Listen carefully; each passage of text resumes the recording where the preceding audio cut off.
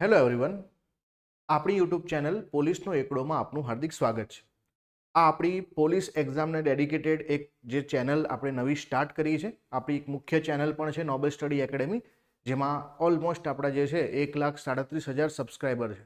આ આપણી નવી ચેનલ છે, તો આ ચેનલને પણ તમે એટલો જ પ્રેમ આપશો એવી આશા રાખીએ. અને જો વિડીયો તમને ગમે તો લાઇક, શેર અને સબસ્ક્રાઈબ જરૂરથી કરજો. હવે આપણે ઓલરેડી પોલિટી સબ્જેક્ટના જે છે ક્લાસ સ્ટાર્ટ કરી દીધા છે, અને સાથે આપણે જિયોગ્રાફીના જે છે ધોરણ 11ની જિયોગ્રાફી છે એનું પહેલું ચેપ્ટર પણ મેં તમને એક વિડીયોમાં મૂક્યું છે. તો આજે આપણે શું ભણવાનું છે? તો આજે આપણે ધોરણ 11નું જિયોગ્રાફી ચેપ્ટર 2 ભણવાનું છે. અને આ ચેપ્ટર તમારા પરીક્ષાલક્ષી બહુ જ અગત્યનું છે. આ ચેપ્ટરમાં આપણે ભણીશું કે પૃથ્વીનો ઉદ્ભવ અને સાથે સાથે તેની જે છે ઉત્ક્રાંતિ કેવી રીતે થઈ. તો આમાં આપણે સૂર્યમંડળની અંદર જે છે કેવી રીતે પૃથ્વીની રચના થઈ એને લઈને અલગ અલગ હાઇપોથેસિસ છે, જે પરિકલ્પનાઓ છે એની વાત કરીશું. અને સાથે સાથે એમાંથી કઈ પરિકલ્પનાઓ જે છે જેને અત્યારે મોડર્ન વર્લ્ડમાં જે છે માન્યતા પ્રાપ્ત છે તો એની પણ વાત કરીશું. જોડે જોડે સૂર્યમંડળના ગ્રહોની વાત કરીશું અને સાથે આપણે જે છે પૃથ્વી પર જીવન કેવી રીતે ડેવલપ થયું એની પણ વાત કરીશું. ચેપ્ટર થોડું લાંબુ છે પણ બહુ સરસ મજાનું બેઝિક ચેપ્ટર છે. આની મદદથી તમને જે છે ઘણો લાભ થશે. હવે ઘણા લોકો જે છે બુકના વિશે જે છે ઘણા બધા સવાલો પૂછે છે.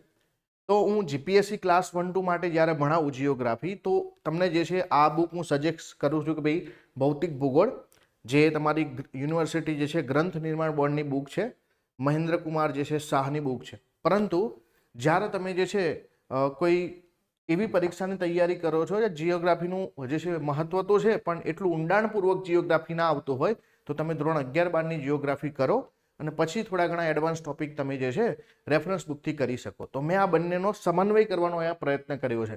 એક તો તમને બેઝિક જે છે અને ધોરણ 11નું જે છે જિયોગ્રાફી તો હું શીખવાડીશ, પણ સાથે સાથે ક્યાંક ક્યાંક તમને એડવાન્સ જે છે ડેટાની જરૂર હશે, એડવાન્સ જે છે ટોપિક સમજાવવાની જરૂર હશે, તો હું એ બુકમાંથી અહીંયા રેફરન્સ મૂકીશ. તો આપણે આ રીતે આગળ વધવાનું છે. તો ચલો સ્ટાર્ટ કરીએ. તો ચેપ્ટર નંબર 2 જે છે પૃથ્વીનો ઉદ્ભવ અને ઉત્ક્રાંતિ, ઇવોલ્યુશન આપણે જોવાનું છે. તો સૌથી પહેલા જે છે પૃથ્વીના ઉદ્ભવ અંગેની આપણી ઘણી બધી પૌરાણિક માન્યતાઓ છે એના વિશે જે છે આપણે ભણીશું.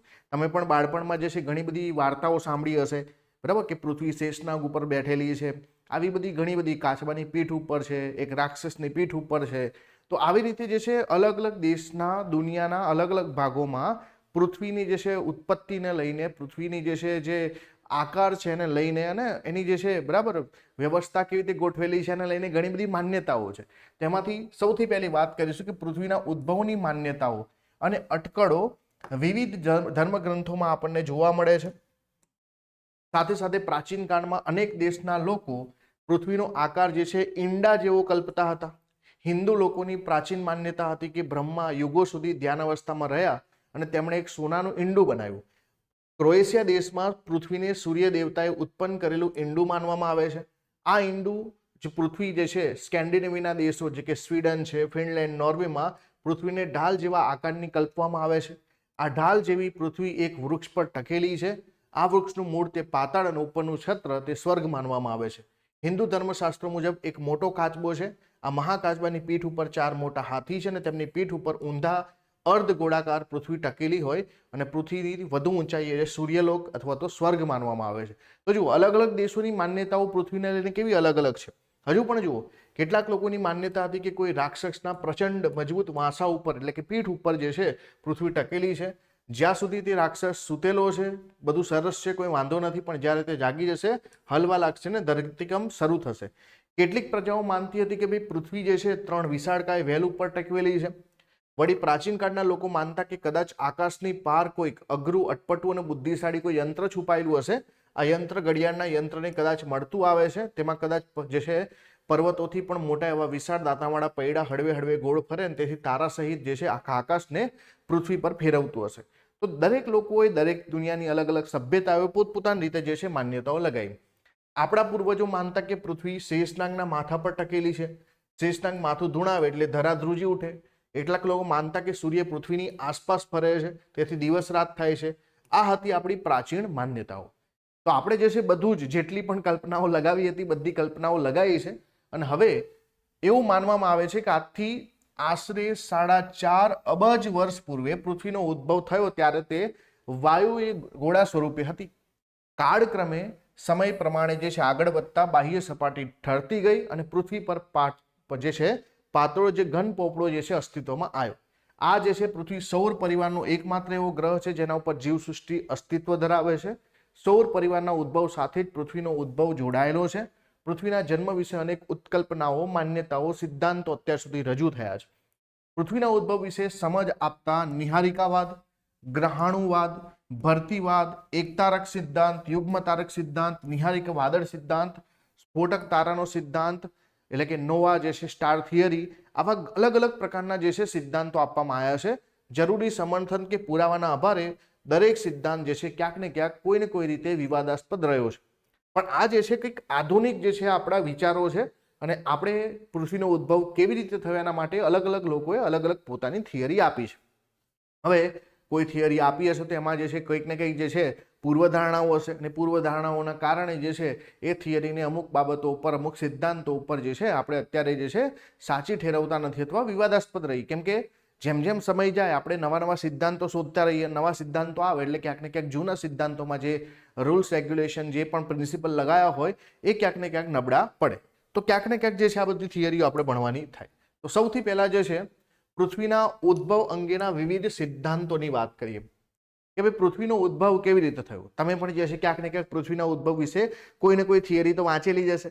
તો આજે આપણે જે છે પૃથ્વીના ઉદ્ભવ વિશેની થિયરીની કેટેગરી પાડી દઈએ. સૌથી પહેલા તો અમુક લોકો એવું માને છે કે ભાઈ પૃથ્વીની ઉત્પત્તિ જે છે એક તારક છે, એટલે કે અહીંયા મોનોસ્ટિક જે છે હાઇપોથેસિસ માનવામાં આવે છે, એટલે એક તારક ઉત્કલ્પના માનવામાં આવે છે, એક તારક પરિકલ્પના માનવામાં આવે છે. એનું શું મતલબ કે પૃથ્વીનો ઉદ્ભવ જે છે એક તારામાંથી થયો હોવાનું માનવામાં આવે છે. એટલે એને એક પૈતૃક કલ્પના પણ કહેવામાં આવે છે. કોઈ એક તારો છે અથવા તો એક જે છે બરાબર પર્ટિક્યુલર એક ઓબ્જેક્ટ, એના અંદરથી પૃથ્વીનું નિર્માણ થયેલું છે. જ્યારે બીજી એક થિયરી જે છે અથવા તો બીજો એક વિચાર એવો, બીજી પરિકલ્પના એવી છે દ્વિતારક અથવા યુગ્મ તારક પરિકલ્પના. આમાં જે છે ડ્યુઅલિસ્ટિક હાઇપોથેસિસ છે. એનો મતલબ કે બે તારાના અથડાવાથી જે છે પૃથ્વીનો ઉદ્ભવ થયો છે. બે જે છે યુગ્મ તારક બોલીએ ને તો બે અલગ અલગ તારાઓ જે છે એના અથડાવાથી પૃથ્વીનો ઉદ્ભવ થયો હોવાનું માનવામાં આવે છે. અને ત્રીજી એક થિયરી છે વાયુવીય અને ધૂળી વાદળ પર આધારિત ઉત્કલ્પના કે જેમાં સૌર પરિવારનો ઉદ્ભવ વાયુ અને ધૂળ જેવા આદિ પદાર્થોથી થયો હોવાનું માનવામાં આવે છે. એટલે કે અત્યાર સુધીની જે પણ થિયરીઓ હશે આપણી એ બધી જે છે થિયરીઓ ક્યાંક ને ક્યાંક આ ત્રણેય કેટેગરીમાંથી કોઈ એક કેટેગરીની હશે. તો હવે સ્ટાર્ટ કરીએ આપણે. સૌથી પહેલી વાત કરીશું આપણે એક તારક કલ્પના, મોનોસ્ટિક જે છે હાઇપોથેસિસ, જેને સૌથી જૂની પરિકલ્પનાઓમાંની એક માનવામાં આવે છે. હવે આના અંદર જે છે બે મહાનુભાવોનું જે છે આપણે કાર્ય જોઈશું. અહીંયા બુકમાં તમને બહુ ડિટેલમાં નથી આપેલું, બહુ છે ને ઉપરથી જ માહિતી આપેલી છે. હું થોડું તમને ડિટેલમાં સમજાવવાનો પ્રયત્ન કરીશ. સૌથી પહેલા તો છે કાંડભાઈ. આ કાંડભાઈની જે છે વાયુ રાશિની પરિકલ્પના છે અને કાંડભાઈની વાયુ રાશિની પરિકલ્પનામાં થોડા ઘણા સુધારા કર્યા છે લાપ્લાસભાઈએ. તો લાપ્લાસની જે છે નિહારિકાની પરિકલ્પના છે. તો આપણે જે છે આ બે થિયરીઓ ભણવાની થાય. તો એક તારક જે છે ઉત્કલ્પનાઓ જે છે એના અંતર્ગત આપણે બે વાતો કરીશું. એક વાયુવીય રાશિ ઉત્કલ્પના અને બીજી છે નિહારિકા વાદળ ઉત્કલ્પના. તો સૌથી પહેલા જે છે વાયુવીય રાશિ ઉત્કલ્પના કોની છે? ઇમ્યુનલ કાન્ટની. આ ઇમ્યુનલ કાન્ટ જે છે જર્મનીના હતા. કયા દેશના હતા ભાઈ? જર્મનીના હતા. હવે એમણે જે છે 1755માં ઉત્કલ્પનાની જે ભેટ આપી છે, એમણે એવું કીધું છે કે ભાઈ આપણા જે છે બ્રહ્માંડમાં એક અવકાશમાં ઠંડુ અને ગતિહીન વાયુ વાદળ હતું. એમણે જે છે પહેલાથી ધારી લીધું કે ભાઈ મત પ્રમાણે આકાશમાં ઠંડુ અને ગતિહીન જે છે વાયુ વાદળ હતું. વાયુવીય વાદળના વાયુ કણોને પરસ્પરિક ગુરુત્વાકર્ષણ બળના કારણે ગરમ અને પોતાની કાલ્પનિક ધરી પર ફરતી નિહારિકામાં રૂપાંતર થયું. હવે એમણે જે છે એકચ્યુઅલીમાં શું કહ્યું છે કે ભાઈ માનો કે એક જે છે બરાબર વાયુવીય જે છે અવકાશમાં ઠંડુ અને ગતિહીન જે છે વાયુ વાદળ હતું, ગતિહીન બરાબર. હવે એના કારણે શું થયું? હવે વાદળ હતું તો એના અંદર રજકણો હતા. હવે રજકણો જે છે બાહ્ય કોઈ પણ બળના જે છે પ્રભાવ સિવાય, એટલે એમણે શું કીધું? બહારથી કોઈ બળ લાગ્યું નથી. હવે એમણે એવું કહી દીધું કે બહારથી કોઈ બળ લાગ્યું નથી, પરંતુ જે રજકણો છે એકબીજા ઉપર જે બળ લગાવ્યું અને ગુરુત્વાકર્ષણનો સિદ્ધાંત લાગ્યો, જેના કારણે રજકણો એકબીજાથી નજીક આવ્યા અને એના કારણે જે છે આ વાયુહીન કહેવાય ને કે વાયુહીન જે છે ગતિહીન વાયુ વાદળ છે. આ ગતિહીન વાયુ વાદળમાં શું આવ્યું? ઝડપ આવી અને ઝડપ આવી, ગતિ આવી, જેના કારણે વાદળના વાયુ કણો પારસ્પરિક ગુરુત્વાકર્ષણ બળના કારણે ગરમ અને પોતાની કાલ્પનિક ધરી પર ફરતી નિહારિકામાં રૂપાંતર થયું. અને જેમ જેમ ફરતા ગયા તો જે કેન્દ્રનો ભાગ છે એમાં સંકેન્દ્રણ થયું, અમુક ભાગ છૂટો પડ્યો, એમાંથી જે છે ગ્રહોનું નિર્માણ થયું, અને વચ્ચેનો ભાગ જે રહ્યો એમાં સૂર્યનું નિર્માણ થયું. તો આવી રીતે જે છે એમણે પોતે કલ્પના આપી. પરંતુ આમની જે છે કલ્પના હતી એમાં થોડી ઘણી ભૂલો હતી. જો અહીંયા હું તમને એમની કલ્પના સમજાવું કે કોઈ પણ બાહ્ય વસ્તુની મદદ વિના કુદરતના નિયમ પ્રમાણે બ્રહ્માંડમાં ફેલાયેલા પદાર્થમાંથી જ ક્રમે ક્રમે સૂર્યમંડળનો વિકાસ થયો, આવું કાંટે કીધું છે. હવે કાંટે જ્યારે આવું કીધું તો એમનો મત શું હતો કે ભાઈ આવું માનો કે વાદળ છે, વાદળમાં રજકણો એકબીજાથી નજીક આવે તો જેમ જેમ જેમ નજીક આવતા ગયા એમ જે છે કેન્દ્રની અંદર જે સૂર્યનું નિર્માણ થયું અને જે અલગ અલગ ભાગ રહ્યો એમાં જે છે અલગ અલગ ગ્રહો બન્યા. હવે આ જે કાંટની જે થિયરી હતી એમાં જે છે કંઈક ને કંઈક સમસ્યાઓ છે. સમસ્યાઓ શું હતી? સમસ્યા સૌથી પહેલી એ હતી કે એમણે કીધું કે બાહ્ય જે બળ જે છે લાગતું નથી, પરંતુ જો આપણે અંદરના જ બળની જો વાત કરીએ તો જે છે પારસ્પરિક બળ તો શૂન્ય થઈ જાય, અને પારસ્પરિક બળ શૂન્ય થઈ જાય તો આ થિયરી જે છે સમજમાં ના આવે. એટલા માટે રજકણોમાંથી વાદળ બન્યું ને એમની એ થિયરી જે છે ક્યાંક ને ક્યાંક જે છે વિવાદાસ્પદ બની અને એને જે છે ઘણા લોકોએ માન્યતા ના આપી. તો પછી આવે છે નિહારિકા વાદળ ઉત્કલ્પના. આમણે શું કીધું હતું? રજકણોમાંથી જે છે વાદળ બન્યું છે, અને ત્યાર પછી જે છે નિહારિકામાં રૂપાંતર થયું. લાપ્લાસભાઈ એક સ્ટેપ આગળ વધી ગયા. એમણે શું કીધું? 1796માં ફ્રાન્સના ખગોળશાસ્ત્રી અને ગણિતજ્ઞ લાપ્લાસ જે છે એમણે કાંટની વાયુએ રાશિ ઉત્કલ્પનામાં પોતે સુધારો કર્યો. એમણે એવું કીધું કે બ્રહ્માંડમાં પહેલાથી જ એક નિહારિકા છે, બરાબર, પહેલાથી બ્રહ્માંડમાં એક નિહારિકા છે એવું કહી દીધું. એટલે આગળના જે સિદ્ધાંતો હતા, આગળની જે પણ થિયરી જે ક્યાંક ને ક્યાંક કાંટની ખોટી ઠરતી હતી એ જે છે સાચી પડે ને. હવે ડાયરેક્ટલી એમને એ વિવાદનો સામનો જ ના કરવો પડે. તો એમણે ચોખ્ખું કહ્યું કે ભાઈ તેમના વિચાર પ્રમાણે વાયુવ્ય અને ધ્રુવીય રાશિના આદિ પદાર્થમાંથી સૂર્ય અને ગ્રહોનો જે છે ઉદ્ભવ થયો છે. તો ક્યાંક ને ક્યાંક એમની થિયરી જો સમજીએ આપણે તો એમની થિયરી શું છે? પહેલાથી જ પરિભ્રમણ કરતી ગરમ વાયુ રાશિના પિંડ નિહારિકાની કલ્પના. હવે જો કાંટ અને જે છે લાપ્લાસમાં એક ફરક શું છે? કાંટે પહેલા એવું કીધું કે ભાઈ ઠંડુ અને ગતિવિહીન જે છે પદાર્થ હતો, અને એમાંથી જે છે ગરમ જે છે નિહારિકા બની. આમણે એવું કીધું ને. કોણે? તો કાંડભાઈ એવું કીધું. જ્યારે લાપ્લાસે શું કીધું કે ના, સીધું પહેલા ગરમ જે છે નિહારિકાની જ વાત કરી દીધી અને ગરમ નિહારિકામાંથી બ્રહ્માંડ બન્યું એવું કહી દીધું. એટલે એમને આ સ્ટેપ જે છે એસ્કેપ કરી લીધું. એટલે એમની જે નિંદા ત્યાં થવી જોઈતી એ ના થઈ. તો હવે જો આમની જે છે થિયરીને થોડો સમજવાનો પ્રયત્ન કરીએ કે ભાઈ અહીંયા માનો કે ઓલરેડી કોઈ જે છે નેબ્યુલા છે, બરાબર. નિહારિકા જે છે એના ઇંગ્લિશમાં નેબ્યુલા કહેવાય. તો આ નેબ્યુલા જે છે, નેબ્યુલર હાઇપોથેસિસ શું કહેવા માંગે છે કે પહેલાથી જે છે વાયુ જે છે એક ગરમ જે છે એક નિહારિકા હતી, વાયુપિંડ હતું એવું કહી શકો તમે. હવે એમાં શું થશે કે ભાઈ એકબીજાના કણો જે છે એકબીજા પર ગુરુત્વાકર્ષણ બળ લગાવશે, એટલે એ જે છે શું થશે? કેન્દ્રમાં જે છે આવશે, અને conservation of angular momentum pulls cloud into disc. એટલે કે આનું જે છે અંદરથી શું થશે? ડિસ્કનું નિર્માણ થશે. ડિસ્ક જે છે એ ધીમે ધીમે રોટેટ થવાનું ચાલુ થશે, એટલે કે સેન્ટ્રલ માસ જે છે ફોર્મ થશે. એટલે કે અહીંયા તમે કહી શકો કે જે સૂર્યનું આદિ સ્વરૂપ છે, આદિ સૂર્ય જે છે એ અહીંયા બનશે, અને ધીમે ધીમે એમાંથી જે પણ ભાગ છૂટો પડશે એમાંથી ગ્રહોનું નિર્માણ થશે. એટલે કે જે એની આસપાસ જે રિંગ બની છે એમાંથી ગ્રહોનું નિર્માણ થશે. આ થિયરીને તમે એવી રીતે સમજો કે માનો કે આપણી પાસે એક જે છે શનિ ગ્રહ છે. આ શનિ ગ્રહની આસપાસ પણ જે છે શું છે ભાઈ? આવી રિંગ છે ને. તો એ રિંગમાંથી ધીમે ધીમે શું બને છે? ઉપગ્રહો બનતા જાય છે. સૂર્યની આસપાસ જે રિંગ બની એમાંથી પણ ગ્રહો બનતા ગયા. આ એક પ્રકારની નેબ્યુલર હાઇપોથેસિસ છે, અથવા તો નેબ્યુલર હાઇપોથેસિસ છે. કોણે આપી છે આ? તો આ જે છે લાપ્લાસ દ્વારા આપવામાં આવી છે. ધ્યાન આપજો ખાસ, આ કોના દ્વારા આપવામાં આવી છે? લાપ્લાસ દ્વારા આપવામાં આવી છે. ચલો, બે થિયરીને ફરીથી એકવાર જે છે નામ જોઈ લઈએ તો તમને યાદ રહી જશે. ભાઈ આ બંને એક તારક ઉત્કલ્પનાઓ છે. એક જ તારામાંથી જે છે આખું નિર્માણ થયું છે એવું. તેમાં વાયુવ્ય રાશિ ઉત્કલ્પના કોની છે? ઇમ્યુનલ કાંટની. જ્યારે અહીંયા નિહારિકા વાદળ જે છે ઉત્કલ્પના એટલે કે નેબ્યુલર હાઇપોથેસિસ છે એ લાપ્લાસ દ્વારા આપવામાં આવી છે. અને બંને થિયરીનો ક્યાંક ને ક્યાંક જે છે ઘણો મોટા પાયે વિરોધ પણ થાય છે. પણ ચલો આગળ વધીશું આપણે. હવે વાત કરીશું આપણે પૃથ્વીના ઉદ્ભવ અંગે યુગ્મ તારક અથવા તો દ્વિતારક ઉત્કલ્પના. હવે દ્વિતારક ઉત્કલ્પનાનો શું મતલબ થાય કે હવે જે છે અત્યાર સુધી આપણે એક જ વાયુ ગોળો છે, એક જ નિહારિકા છે એ વાતો કરતા ના. હવે આપણે બે તારાના જે છે ઉદ્ભવની વાત કરીશું. બે તારામાંથી જે છે દ્વિતારક જે છે એનો મતલબ જ થાય ને કે ભાઈ બે તારાના ઉદ્ભવમાંથી જે છે ક્યાંક ને ક્યાંક બ્રહ્માંડનું નિર્માણ થયું છે. તો આ જે છે સૌથી પહેલો કોન્સેપ્ટ આપનાર વ્યક્તિ છે, ગ્રહાણ ઉત્કલ્પના જે છે આપનાર વ્યક્તિઓ છે એ છે બે અમેરિકન વૈજ્ઞાનિકો ટીસી ચેમ્બરલેન અને મોલ્ટન. તો ટીસી ચેમ્બરલેન અને મોલ્ટન જે છે એમણે 1900ની અંદર ઈસવીસન 1900માં ગ્રહાણુની જે છે ઉત્કલ્પના આપી છે. તેમના મત અનુસાર બ્રહ્માંડમાં સૂર્ય પાસેથી એક ભ્રમણશીલ પ્રવાસી તારો પસાર થયો. આ તારાના ગુરુત્વાકર્ષણ બળના કારણે સૂર્ય સપાટીમાંથી કેટલાક પદાર્થો છૂટા પડ્યા અને બ્રહ્માંડમાં દૂર દૂર સુધી વિખરાઈ ગયા. આ છૂટા પડેલા ભાગ જે છે ગ્રહોમાં રૂપાંતરિત થઈ સૂર્યની આસપાસ ભ્રમણ કરવા લાગ્યા. આ ઉત્કલ્પનાને સર જેમ્સ જીન્સ અને પછીથી સર હેરલ્ડ જેફરીએ સમર્થન આપ્યું. હવે તમે જોઈ શકો કે અહીંયા એક સામાન્ય ભાષામાં સમજાયું છે કે ભાઈ આ સૂર્ય છે, બરાબર, સૂર્ય વાયુનો ગોળો છે. હવે અહીંયાથી માનો કે સૂર્યની આસપાસથી એક તારો જે છે પસાર થયો. હવે શું થશે કે સૂર્યની અંદરથી માનો કે આ તારાનું ગુરુત્વાકર્ષણ બળ જે છે એ સૂર્ય કરતાં પણ પ્રબળ હોય તો શું થશે, આમાંથી અમુક ભાગ જે છે છૂટો પડ્યો. તો આ વાયુવ્ય રાશિ જે છે અહીંયાથી સૂર્યમાંથી છૂટી પડી.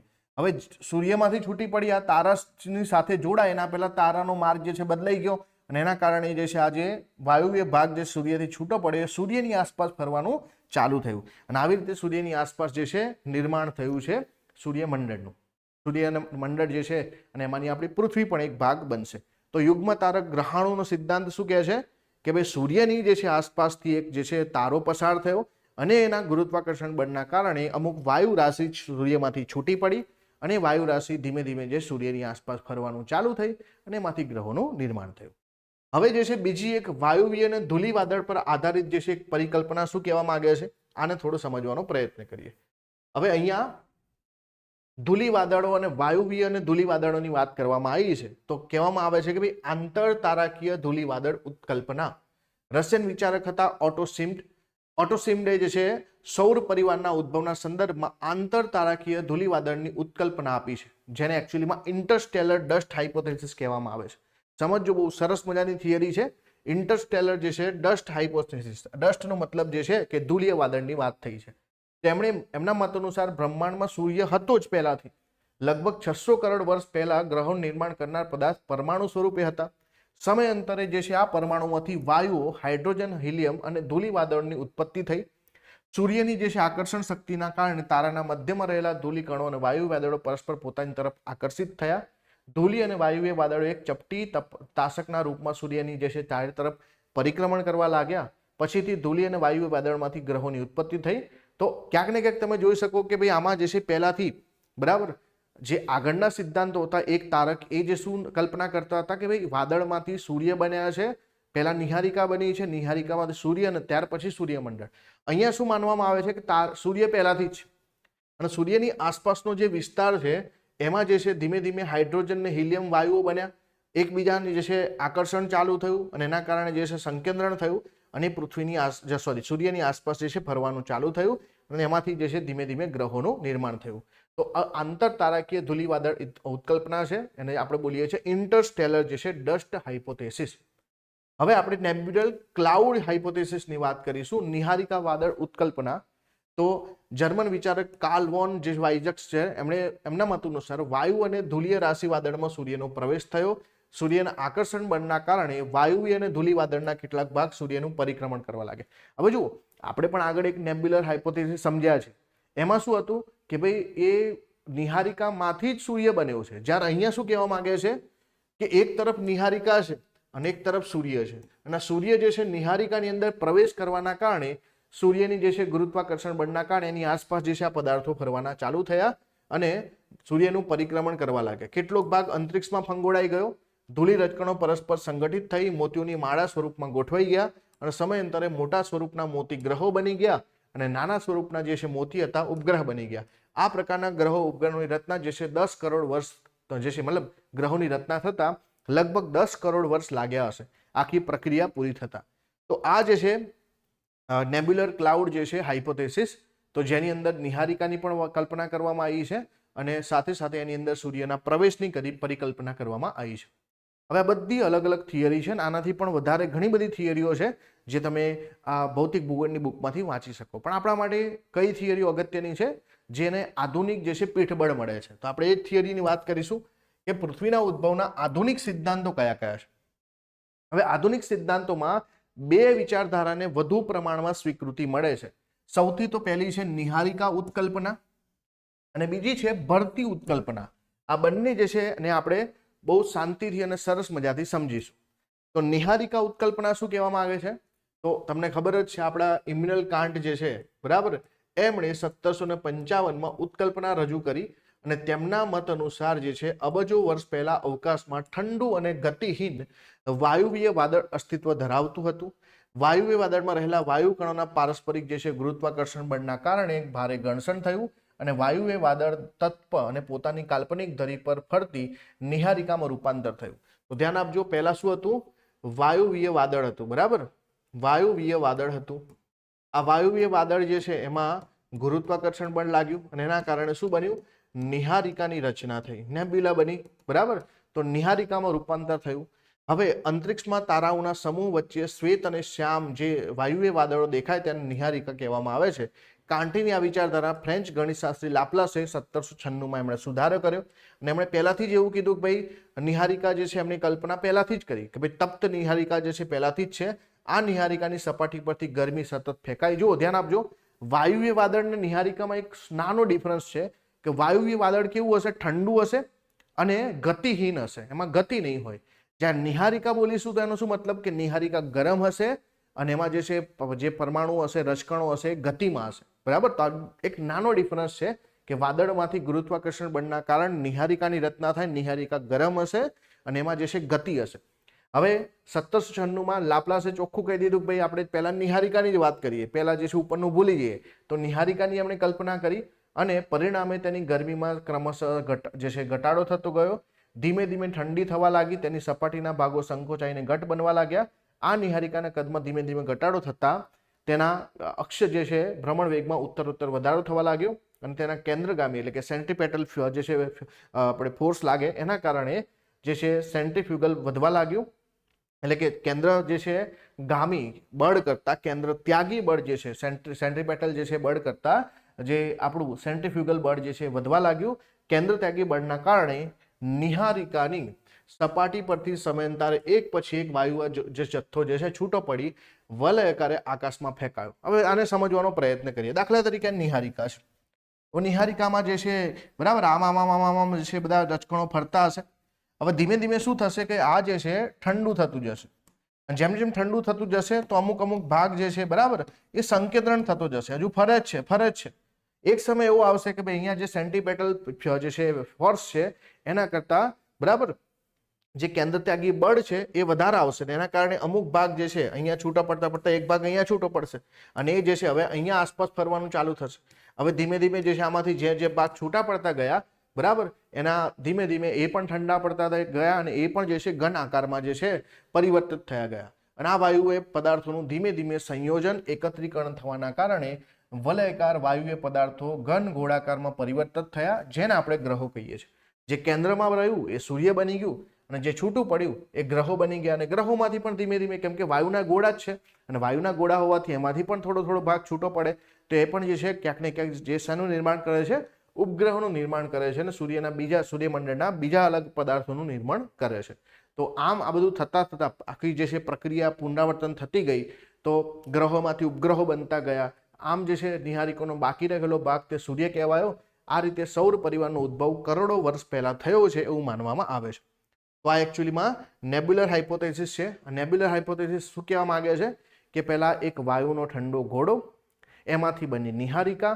નિહારિકાની અંદર જેમ જેમ જે છે તાપમાન ઠંડુ પડતું ગયું, જે વાયુ રાશિ છે એનું જે સંકેન્દ્રણ થયું અને એ જે છે ધીમે ધીમે જે છે શું થાય છે એમાં કેન્દ્રગામી બળ જે છે એના કરતાં કેન્દ્ર ત્યાગી બળ વધવા ચાલુ થાય છે ને એના કારણે વાયુનો અમુક ભાગ જે છે એ આ નિહારિકાથી છૂટો પડતો જાય છે. એ નિહારિકાની આસપાસ ભ્રમણ તો કરશે પરંતુ એ વાયુનો ગોળો છૂટો પડે છે. હવે જેમ જેમ છૂટો પડે તો એની જે ઘન સપાટી જે વાયુની જે ઉપરની સપાટી છે એ એનું ઘનીભવન થવાનું ચાલુ થશે, એટલે ઘન થવાનું ચાલુ થશે. તો એમાંથી જે છે ક્યાંક ને ક્યાંક વાયુના ગોળા જે છે જે નજીકના છે ક્યાંક ને ક્યાંક શું બની ગયા? એ ગ્રહો બની ગયા. એ ગ્રહોમાંથી પણ અમુક જે ભાગ છૂટો પડતો ગયો એ ઉપગ્રહો બનતો ગયો. આખી પ્રક્રિયા જે છે કરોડો વર્ષ ચાલી. ક્લિયર? તો આ છે આપણી હાઇપોથેસિસ. અને બીજી હાઇપોથેસિસ છે ભરતી ઉત્કલ્પના, ટાઇડલ હાઇપોથેસિસ. બરાબર, હાઇપોથેસિસનો મતલબ છે કે આવું આપણે માનીએ છીએ, આવી કલ્પના કરીએ છીએ. સીધી વસ્તુ, સાગર જળમાં સૂર્યને જે છે ચંદ્ર અને સૂર્યના ગુરુત્વાકર્ષણ બળના કારણે ભરતી આવે છે. આ ભરતીને લક્ષ્યમાં રાખી ઇંગ્લેન્ડના ભૂગોળવિદ સર જેમ્સ જીન્સ તથા જેફરીએ સૌર પરિવારની ઉત્પત્તિ માટે 1919માં ભરતી ઉત્કલ્પના રજૂ કરી. આ ઉત્કલ્પના પ્રમાણે વિશાળકાય વાયુપિંડ ધરાવતા આપણા આદિ સૂર્યની નજીકમાંથી એક પ્રવાસી તારો પસાર થયો. હમણાં આપણે જેની વાત કરી ને, જે યુગ્મ તારક જે છે થિયરીની વાત કરી, તો એ થિયરી જે છે આના પર જ છે. એ છે ટાઇડલ હાઇપોથેસિસ માનવામાં આવે છે. આ ટાઇડલ હાઇપોથેસિસ શું છે એને થોડું ડિટેલમાં સમજીએ કે ભાઈ આપણો આ જે છે આ નિહારિકા સમજો. નિહારિકા હતી, હવે એની આસપાસ શું હશે કે ભાઈ વાયુના ગોળા જ હશે. હવે તમે જેમ જેમ અહીંયા વિચારો કે ભાઈ આ જે છે સૂર્ય છે આપણો, બરાબર. નિહારિકા આપણી મોટી હતી, સૂર્યનું નિર્માણ એ વખતે થયું ના થયું, પણ આપણે એમાં સૂર્ય કેન્દ્રમાં ધારીએ. હવે એક બીજો તારો જે છે અહીંયાથી પસાર થાય છે, પ્રવાસી તારો કહીશું એને. પ્રવાસી તો મતલબ કાયમી નથી, એ આઈને જતો રહેશે. તો શું થશે, આનું ગુરુત્વાકર્ષણ બળના કારણે આ જે છે નિહારિકામાંથી અમુક વાયુ વાદળ છૂટું પડશે. જેમ જેમ તારો નજીક આવતો જશે એમ આ વાયુ જેનું વાદળ જે છે મોટું થતું જશે અને આ પ્રવાસી તારાની નજીક જવાનો પ્રયત્ન કરશે. પણ હવે અહીંયા પ્રવાસી તારાનો માર્ગ બદલાય તો આ જે એકચ્યુઅલીમાં જે વાયુનો અલગ ભાગ છે, વાયુ રાશિ જે છે, જે મૂળ નિહારિકાથી છૂટી પડી જાય છે, અહીંયા જેને ફિલામેન્ટ કહેવામાં આવે છે. તો જુઓ, આ પ્રવાસી તારો આપણા સૂર્ય કરતા કદમાં અનેક ગણો મોટો હતો. આવું કેમ આપણે ધારવું પડે? અનેક ગણો મોટો કેમ? તો જ સૂર્યનું જે છે ગુરુત્વાકર્ષણ બળ કરતાં તારાનું ગુરુત્વાકર્ષણ બળ વધુ હોય તો જ આ નિહારિકામાંથી અમુક ભાગ છૂટો પડીને બીજા તારા પ્રત્યે આકર્ષાય તો જ કહી શકીએ ને. જો નાનો હશે તો પછી આ નિહારિકામાંથી નીકળશે કેવી રીતે? તો અહીંયા ધ્યાન કે ગુરુત્વાકર્ષણ પણ વધારે હતું. આ પ્રવાસી તારાના ગુરુત્વાકર્ષણ બળના કારણે સૂર્યની સપાટી પરથી વાયુએ ભરતી આવી અને પ્રવાસી તારો જેમ જેમ સૂર્યની વધુ નજીક આવતો ગયો તેમ તેમ ભરતીની ઊંચાઈ વધતી રહી. હવે ધ્યાનથી સમજજો. હવે ઘણા લોકોને થાય કે ભાઈ અહીંયા જે છે પ્રવાસી તારાની સાથે કેમ ફિલામેન્ટ જોડાઈ ના ગઈ? તો અહીંયા એવી થિયરી છે, માનો કે અત્યારે પણ પૃથ્વી પર જે સૂર્ય અને ચંદ્રના કારણે ભરતી આવે છે ને, તો સમુદ્રમાં મોજા આવે, પણ એ મોજા જે છે એ સૂર્યનું જે સૂર્યના અથવા તો ચંદ્રના જે છે ગુરુત્વાકર્ષણ બળના કારણે આવે છે. પણ એટલું બધું પણ ગુરુત્વાકર્ષણ બળ નથી કે ભાઈ સમુદ્ર જે છે ચંદ્ર તરફ ખેંચાઈ જાય. તો એ વસ્તુ અહીંયા સમજવા જેવી છે. કેમ કે એમાં ભલે ગુરુત્વાકર્ષણનું વધારે હશે પણ ડિસ્ટન્સ પણ જે છે ને એ વધારે છે. એ ડિસ્ટન્સના કારણે જે છે એવું નથી થતું કે ભાઈ આ ફિલામેન્ટ જે છે નવા તારા સાથે જોડાઈ જાય. આ પણ સમજવા જોઈએ. એટલા માટે એને ભરતીનો સિદ્ધાંત બોલીએ છીએ ને, ટાઇડલ હાઇપોથેસિસ એટલા માટે કહીએ છીએ. તો પ્રવાસી તારા તરફ આકર્ષાય છે અને આ સિગાર કે ચિરૂટ આકારનો વાયુ એ જથ્થો જેને આપણે ફિલામેન્ટ બોલીએ છીએ, પ્રવાસી તારો સૂર્યની જેમ જેમ દૂર જતો ગયો એમ તેનું ગુરુત્વાકર્ષણ બળ ઘટતું ગયું અને સૂર્યમાંથી છૂટા પડેલા ભાગને સૂર્યના ગુરુત્વાકર્ષણ બળના કારણે ધરીભ્રમણ અને પરિભ્રમણ જે છે ગતિ પ્રાપ્ત થઈ. સમય જતા સિગાર આકારનો છૂટો પડેલો ભાગ ઠરવા લાગ્યો. સંકોચન પ્રક્રિયાના કારણે તેનું વિભાજન થયું અને આ જ ફિલામેન્ટ જે છે આગળ જતા આ જ ફિલામેન્ટમાં અલગ અલગ જે છે ગ્રહો જે છે એનું નિર્માણ થતું ગયું અને આ પ્રક્રિયાનું પુનરાવર્તન થતાં આ જે છે એમાંથી પણ જે છે ક્યાંક ને ક્યાંક સિગાર છૂટી પડી હશે અને એમાંથી પણ જે છે ઉપગ્રહોનું નિર્માણ થયું. તો આ જે છે ટાઇડલ હાઇપોથેસિસ છે, બરાબર. તો હવે તમને આઈ હોપ કે આટલું સમજમાં આવી ગયું છે કે ભાઈ બે થિયરી જે છે પરીક્ષામાં પૂછાઈ શકે. પહેલી થિયરીની જે વાત કરીશું આપણે, નિહારિકા ઉત્કલ્પના, નેબ્યુલર હાઇપોથેસિસ. તેમાં પહેલા વ્યક્તિ આવશે ઇમ્યુનલ કાન્ટ, જર્મન તત્વજ્ઞ જે છે 1755 એમણે આ કલ્પના કરી. એમાં વાયુના ગોળા પછી જે નિહારિકાની વાત કરી, જે લાપ્લાસે શું કીધું, ફ્રેન્ચ ગણિતશાસ્ત્રી લાપ્લાસ, કે ના પહેલાથી જ આપણે નિહારિકાની જ વાત કરીએ. નિહારિકાની અંદરથી જે છે ઠંડુ પડતા પડતા શું થશે ભાઈ, વાયુ રાશિ છૂટી પડતી જશે, જે કેન્દ્રગામી બળ કરતા કેન્દ્ર ત્યાગી બળ એટલે કે સેન્ટ્રીપેટલ જે છે બળ કરતા સેન્ટ્રીફ્યુગલ બળ. હવે સેન્ટ્રીપેટલ બળ શું કે જે માનો કે કોઈ પદાર્થની આસપાસ કોઈ પદાર્થ ફરે છે એ ત્યાં સુધી ફરતું રહેશે જ્યાં સુધી એનું સેન્ટ્રીપેટલ જે છે ફોર્સ જે છે વધારે હશે તો એ કેન્દ્ર તરફ એને જકડી રાખશે. પણ જ્યારે કેન્દ્ર ત્યાગી બળ જે છે વધી જાય તો એ પદાર્થ ત્યાંથી છૂટો પડી જશે. તો એટલા માટે કેન્દ્ર ત્યાગી બળ જે છે વધી જાય. બીજી થિયરીની વાત કરીએ આપણે, ટાઇડલ હાઇપોથેસિસ, કે જેની અંદર જે છે બે વ્યક્તિના નામ અગત્યના છે. ઇંગ્લેન્ડના ભૂગોળવિદો સર જેમ્સ જીન્સ અને જેફરી, આમણે જે છે ટાઇડલ હાઇપોથેસિસ આપી કે ભાઈ આપણી નિહારિકાની આસપાસથી એક જે છે સૂર્યથી પણ મોટા કદનો એક નવો સૂર્ય પ્રવાસી તારો જે છે પસાર થાય છે, જેનું ગુરુત્વાકર્ષણ બળ પણ વધારે છે, જેના કારણે આપણી નિહારિકામાંથી વાયુનો જો ગોળો છૂટો પડે છે, સિગાર આકારનો છે, જેને આપણે ફિલામેન્ટ પણ કહીશું, અને પ્રવાસી તારો આગળ વધી જાય છે. એટલા માટે આ ફિલામેન્ટ જે છે એ સૂર્યના ગુરુત્વાકર્ષણ બળના કારણે એને ધરીભ્રમણ અને પરિભ્રમણ બંને ગતિ પ્રાપ્ત થાય છે અને ધીમે ધીમે એ જ સિગારમાંથી અલગ અલગ ગ્રહો અને એ જ ગ્રહોમાંથી ઉપગ્રહો બને છે. તો આ રીતે આ ટાઇડલ હાઇપોથેસિસ છે માનવામાં આવે છે. હવે આગળ વધીએ. હવે આપણે જે છે પૃથ્વીના અને સૂર્યમંડળના ઉદ્ભવની વાત કરી લીધી, અલગ અલગ થિયરીની વાત કરી. હવે આપણે શેની વાત કરીશું? આ ઉત્કલ્પના પ્રમાણે આપણો સૂર્ય પરિવારનો ઉદ્ભવ થયો, પૃથ્વી સહિત અન્ય ગ્રહો બન્યા અને સાથે સાથે સૂર્યમંડળ એક જ પ્રકારના વાયુએ પદાર્થના જે છે વાયુએ પદાર્થોથી બનેલી જે છે ભરતી પ્રક્રિયાથી રચાયેલું છે એવું માનીએ છીએ. હવે આપણે સૌર પરિવારની વાત કરીશું. હવે જો આ બુકમાં જે પણ ડેટા આપે છે એની જ આપણે વાત કરીશું. અત્યારે લેટેસ્ટ તમને જે છે જે પણ ડેટા મળે એ તમારે લખવાના. અહીંયા હું તમને બુકના ડેટા સમજાવીશ એટલે કન્ફ્યુઝન ના થાય. હવે ડેટામાં શું ભૂલ હોઈ શકે? એક જ ઉપગ્રહોની સંખ્યા, બરાબર ને, કયા જે છે ગ્રહને કેટલા ઉપગ્રહો છે એ કદાચ જે છે આગળ પાછળ હોઈ શકે, કેમ કે નવા નવા ઉપગ્રહો શોધાતા જાય. તો બસ આપણો એટલો જ ડિફરન્સ આવશે. સૌથી પહેલા આપણા સૌર પરિવારમાં શું શું હોય? તો તમને બધાને ખબર છે, ગ્રહો હોય, ઉપગ્રહો હોય, પછી લઘુગ્રહો હોય, ઉલ્કાઓ હોય, ધૂમકેતુઓ હોય અને આ બધાનો અધિષ્ઠાતા, બધાના જે છે સૌથી ઉપર શું આવે? સૂર્ય. સૂર્ય શું છે? તારો છે. ધ્યાન આપજો અહીંયા. સૂર્ય જે છે એક તારો છે. અને પ્લેનેટ કોને કહેવાશે? તો પ્લેનેટ એટલે ગ્રહ કહેવાય. અને ગ્રહ કોણ હોય? જેમ કે પૃથ્વી એક ગ્રહ છે, બરાબર. તો સૂર્ય અને પૃથ્વીમાં ડિફરન્સ, સૂર્ય તારો છે જ્યારે પૃથ્વી ગ્રહ છે. પછી જે છે લઘુ ગ્રહ પણ આવશે, ઉપગ્રહ. ઉપગ્રહ જે છે અહીંયા જ્યારે ઉપગ્રહ બોલીએ ને ત્યારે આપણે એને કુદરતીની વાત કરીશું, બરાબર. ઘણી વખતે ઉપગ્રહ ના બોલતા જે છે એને ચંદ્રો બોલવામાં આવે. આ પણ જે છે ઉપગ્રહ માટે વપરાતો જ શબ્દ છે, મૂન્સ, બરાબર. કોઈ ગ્રહને કેટલા મૂન્સ છે તેનો સીધો મતલબ છે ઉપગ્રહ પૂછવામાં આવ્યા છે. અને એ પણ કેવા? કુદરતી ઉપગ્રહ. કેમ કે આજકાલ આપણે જે છે સેટેલાઇટ જે બનાવીએ છીએ ને, સેટેલાઇટ કેવા બનાવીએ છીએ? માનવ નિર્મિત બનાવીએ છીએ. તો આપણે કુદરતી સેટેલાઇટની વાત કરીશું. તો આવી રીતે સૌર પરિવારમાં 8 ગ્રહો ઉપરાંત 173 કરતાં વધુ ઉપગ્રહો, આશરે 45,000થી વધારે લઘુગ્રહો, ધૂમકેતુ, ઉલ્કાઓ વગેરેનું સંયુક્ત રીતે સૌર પરિવાર કે આપણે સૂર્યમંડળ કહીએ છીએ. તો જ્યારે તમે સૂર્યમંડળ બોલો ત્યારે તમારે ફક્ત એવું નહીં કહેવાનું કે સૂર્ય અને ગ્રહો છે. સૂર્ય છે, 8 જે છે ગ્રહો છે, સાથે ઉપગ્રહો છે, લઘુગ્રહો છે, ઉલ્કાઓ છે, ધૂમકેતુ છે. આ બધાનું નિર્માણ જે છે બધા ભેગા થઈને સૂર્યમંડળ બનાવે છે. હવે આ સૌર મંડળ, જેને ઇંગ્લિશમાં સોલર સિસ્ટમ કહેવામાં આવે. શું કહેવામાં આવે? Solar system. આ સોલર સિસ્ટમમાં ધ્યાન આપજો કે ભાઈ સૂર્ય છે. હવે સૂર્યની આસપાસ આ બધા ગ્રહો પોતાની ધરી પર તો ફરે જ છે, સૂર્યની આસપાસ ફરે છે. અને સૂર્ય પણ તમને ખબર છે કે આકાશગંગાના અંદર આવેલો છે, તો એ આકાશગંગાના કેન્દ્રની આસપાસ ફરશે. આકાશગંગા આગળ ફરતી જશે. એટલે આ જે છે એવું કહેવાય ને અનંત બ્રહ્માંડ છે. આપણે અહીંયા સૂર્યમંડળથી સ્ટાર્ટ કરીએ તો સૂર્યમંડળની જે છે અંદર 8 ગ્રહો છે. હું જ્યારે ભણતો ત્યારે 9 હતા, બરાબર. પછી એક વખત એવું થયું કે પ્લુટો જે છે એને કહેવામાં આવ્યું તું ગ્રહ નથી આજથી. તો પ્લુટો કે કંઈ વાંધો નહીં, બરાબર. તો પ્લુટોને જે છે ગ્રહ આપણે નથી માનતા, બરાબર. એને ડ્રોપ પ્લેનેટ કહેવામાં આવે, બરાબર. બોના ગ્રહ કહેવામાં આવે, ડ્રોપ પ્લેનેટ. તો અત્યારે પ્લુટો જે છે ગ્રહ નથી, બરાબર. તો અહીંયા ચલો સમજીએ. સૂર્ય છે તો સૂર્યની સૌથી પહેલા જે છે બુધ છે. બુધ એટલે કે મર્ક્યુરી. પછી આવે છે શુક્ર એટલે વિનસ.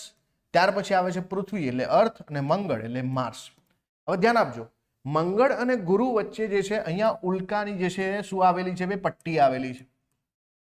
અહીંયા લઘુ ગ્રહો પણ કહી શકો તમે, અથવા તો અહીંયા જે છે આપણે લઘુ ગ્રહ નહીં કહીએ, અને અહીંયા શું કહીશું? ઉલ્કાઓ કહીશું, ઉલ્કા પિંડો કહીશું. આ ઉલ્કા પિંડો જે છે અવકાશી પદાર્થોનો જે છે એક પટ્ટો આવેલો છે.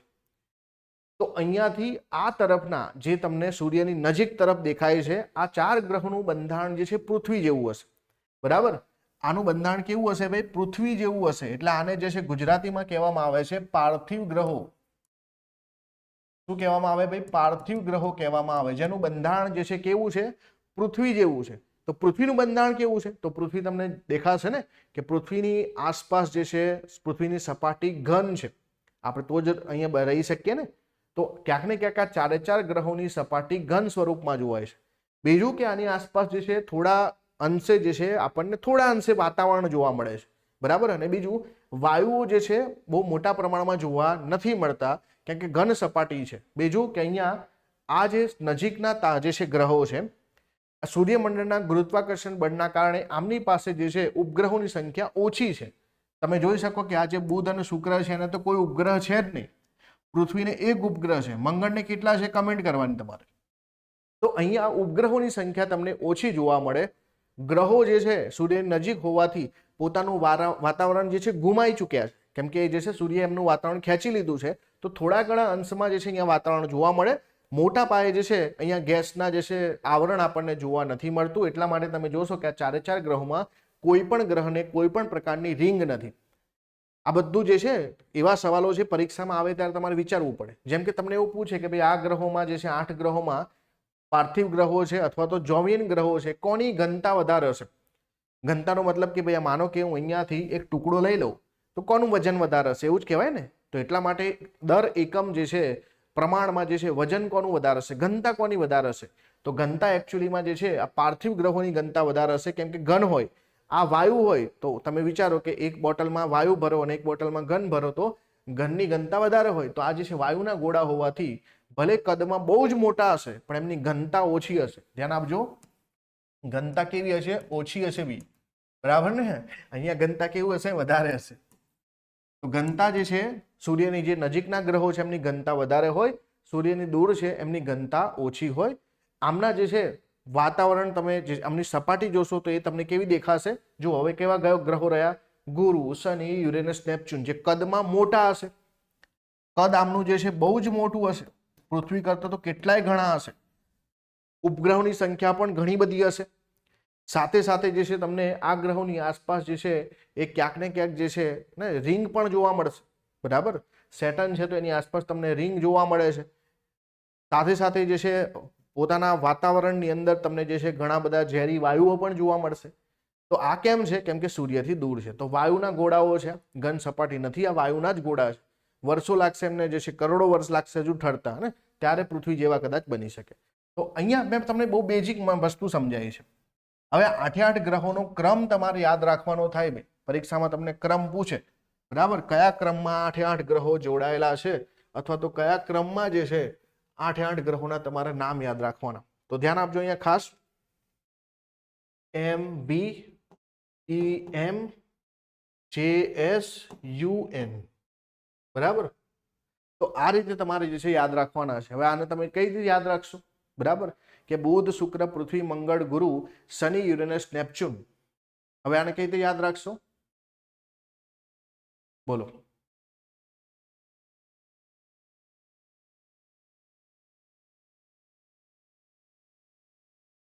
યાદ આવે છે કઈ?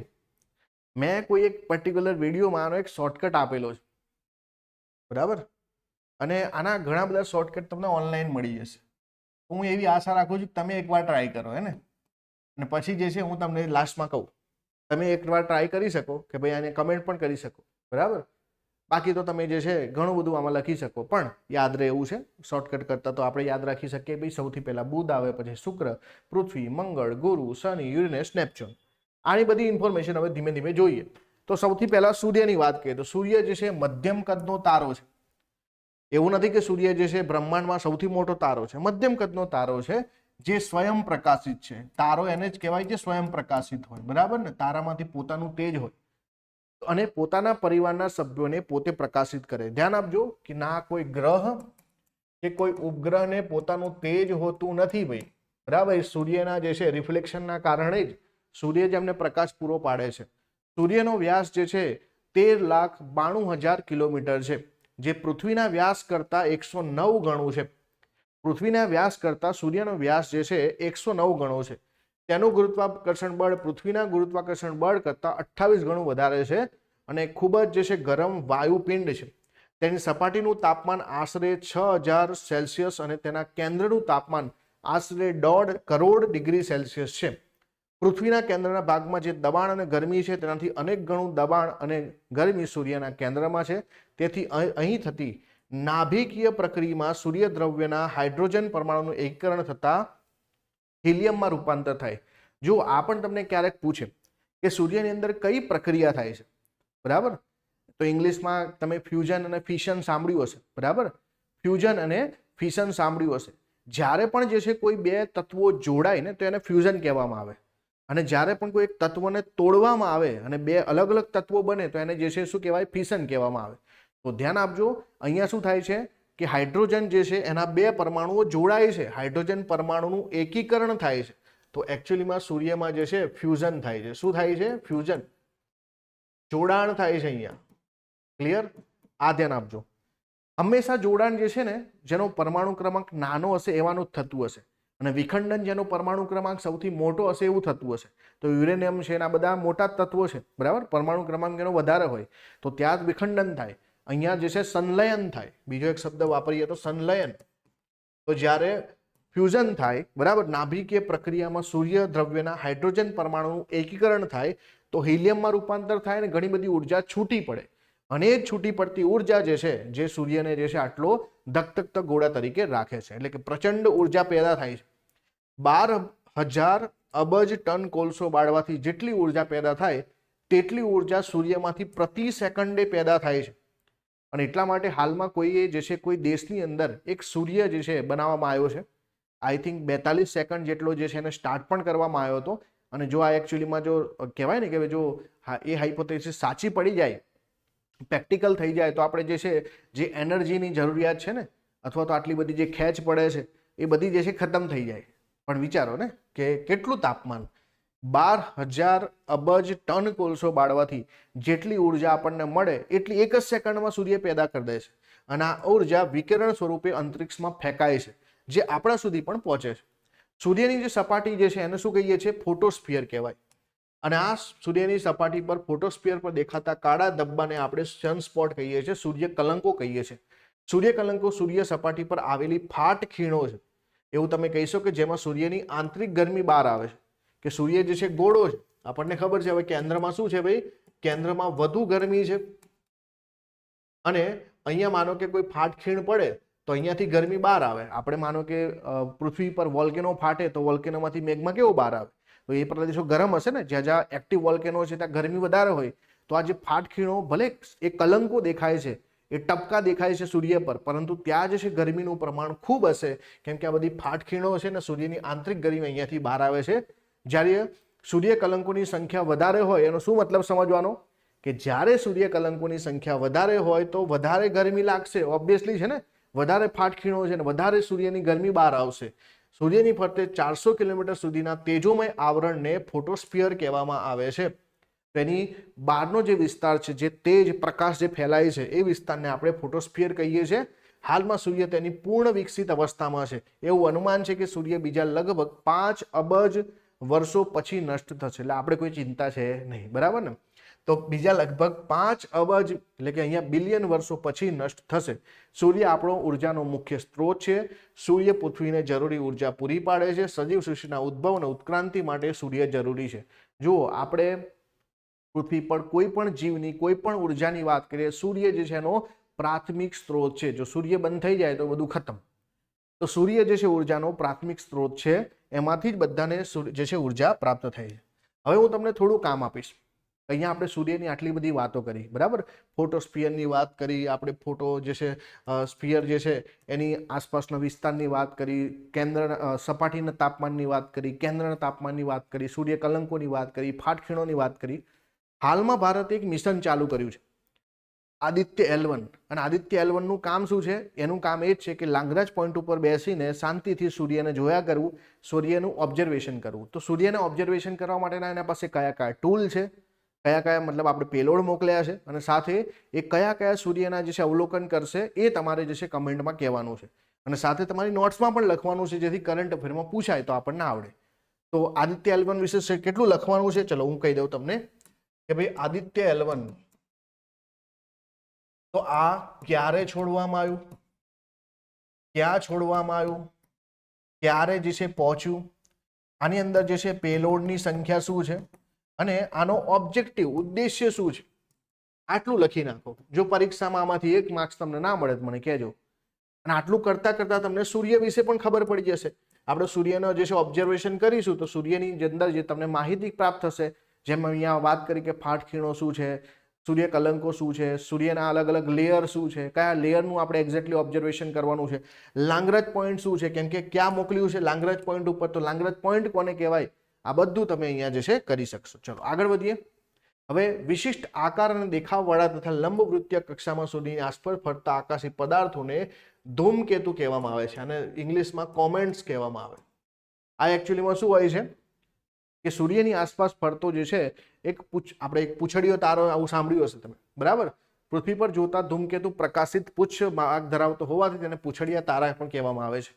હેલીનો ધૂમકેતુ સૌથી વધુ જાણીતો ધૂમકેતુ છે, જે 1986માં દેખાયો, હવે 2062માં પુનઃ દેખાશે. એટલે આપણે દેખી શકીશું કે નહીં ખબર નહીં, પણ આ શું સૂર્યની જેમ નજીક જશે, બરાબર. એની પૂછ જે છે સૂર્યનો ધૂમકેતુનો પાછળનો ભાગ જે છે એ પ્રકાશિત થતો રહેશે, તો સૂર્ય જે છે એની એ આપણને એવું દેખાશે કે ભાઈ પાછળ પૂંછડી છે, એટલે પૂંછડીયા તારા એને કહેવામાં આવે છે. હવે પ્રાચીન કાળમાં ધૂમકેતુ દેખાય તો યુદ્ધ, રોગચાળો, પૂર જેવી વિનાશક દુર્ઘટનાઓ થશે તેવી માન્યતા હતી, પરંતુ એનું દેખાવાનું એક સહજ ખગોળીય કારણ છે. રાત્રે જોવા મળતા ખરતા તારા કે ઉલ્કાઓ પણ સૌર પરિવારના સભ્યો છે. તમે જોયું હશે ને કે ખરતો તારો એ એકચ્યુઅલી શું છે કે કોઈ અવકાશી પદાર્થ ઉલ્કા જે છે એ પૃથ્વીના વાતાવરણમાં પ્રવેશ કરે અને પૃથ્વીના વાતાવરણમાં જે છે ઘર્ષણના કારણે એ સળગી ઉઠે છે. એટલે આપણને એવું લાગે છે કે ભાઈ એક જે છે આમ અને એક લાઈન દોરીએ છે ને તારો જે છે ગાયબ થઈ જાય છે, તો એ એકચ્યુઅલીમાં શું છે, એ ઉલ્કા છે જે પૃથ્વીના જે છે વાતાવરણમાં પ્રવેશ કરવાથી સળગી ઉઠે છે. તો આ બધું આપણે જોઈએ છે. આકાશમાં ઉત્તરથી દક્ષિણ સુધી ફેલાયેલા લાંબા દુધિયા રંગનો પટ્ટો જે છે એને આપણે આકાશગંગા કહીએ છીએ, મિલ્કી વે. અને આકાશગંગા ખૂબ જ મોટી સંખ્યામાં તારાઓનો સમૂહ આવેલો છે. તો એક બેઝિક ઇન્ફોર્મેશનની વાત કરીએ આપણે. હવે આપણે ગ્રહોની વાત કરીએ તો સૂર્યમંડળમાં 8 ગ્રહો છે. બુધ, શુક્ર, પૃથ્વી, મંગળ જેને પાર્થિવ ગ્રહો, ટેરેસ્ટ્રિયલ ગ્રહો કહેવામાં આવે છે, જ્યારે ગુરુ, શનિ, યુરેનસ અને નેપચ્યુન જે છે જેને બાહ્ય ગ્રહો અથવા તો જોવિયન ગ્રહો કહેવામાં આવે. જો જે પણ પાર્થિવ ગ્રહો હશે એનું બંધારણ પૃથ્વી જેવું હશે, જે જોવિયન ગ્રહો હશે એનું બંધારણ જે છે ગુરુ જેવું હશે, બરાબર. હવે પૃથ્વી ગ્રહની જે છે પૃથ્વી ગ્રહની કક્ષાની બહાર આવેલા છે. આ ગ્રહો વિશે આપણે અગાઉના જે છે ધોરણોમાં શીખ્યા છે, તેમને બેઝિક ઇન્ફોર્મેશન ખબર છે. અહીંયા હું જે છે એક પછી એક ગ્રહની તમને માહિતી આપું. સૌથી પહેલા બુધની વાત કરીએ તો સૂર્યથી અંતર જે છે 579 લાખ કિલોમીટર છે. આનો પરિક્રમણ સમય છે 28 દિવસ અને ધરીભ્રમણ સમય છે અને 59 દિવસ. વ્યાસ આનો 4878 છે. આનો ઉપગ્રહો બિલકુલ નથી. આ ગ્રહની સપાટી પર પર્વતો, ખીણો, જ્વાળામુખી આવેલા છે. કદમાં સૌથી નાનો પણ સૂર્યની સૌથી નજીક છે. આ ધ્યાન રાખજો. બુધ જે છે એકચ્યુઅલીમાં કદમાં સૌથી નાનો છે પરંતુ સૂર્યની સૌથી નજીક છે અને તમે જોઈ શકો કે ત્યાં પર્વતો, ખીણો, જ્વાળામુખી બધું આવેલું છે. બીજું છે શુક્ર. આ જે છે એકચ્યુઅલીમાં 1082 જે છે લાખ કિલોમીટર દૂર છે સૂર્યથી. આનો પરિક્રમણ દિવસ 225 દિવસ છે અને ધરીભ્રમણ દિવસ છે 243. ધ્યાન આપજો, પરિક્રમણનો મતલબ શું થાય? સૂર્યની આસપાસ કેટલા દિવસમાં ફરે એક રાઉન્ડ, અને જ્યારે ધરીભ્રમણનો મતલબ છે કે પોતાની ધરી પર જે છે બરાબર કેટલા દિવસમાં એક રાઉન્ડ લગાવે. તો તમે જોઈ શકો કે અહીંયા પરિક્રમણ દિવસ બુધનો 88 દિવસ, જ્યારે ધરીભ્રમણ 59 દિવસ છે. અહીંયા જે શુક્રનો પરિક્રમણ દિવસ 225 દિવસ છે, જ્યારે ધરીભ્રમણ દિવસ છે 243 દિવસ છે. વિચારો. અને આ દિવસો જે લખ્યા છે આપણે પૃથ્વી પર જે દિવસો હોય એની વાત કરીએ છીએ. તો એના જે છે પરિક્રમણ કરતા જે છે ધરીભ્રમણ વધારે છે. એનો વ્યાસ જે 12100 છે. શુક્ર વિનસ કહેવામાં આવે છે અને વિનસનો અર્થ જે છે એમાં ગ્રીસની અંદર પ્રેમ અને સૌંદર્યની દેવી જે છે વિનસ, એના નામ પરથી નામ આપવામાં આવ્યું છે. સૌથી વધુ તેજસ્વી ગ્રહ છે. તમને પૂછે ને કે સૌથી તેજસ્વી ગ્રહ કયો, તો સૌથી તેજસ્વી અને સૌથી તેજસ્વી ગ્રહ સૌથી તેજસ્વી શુક્ર.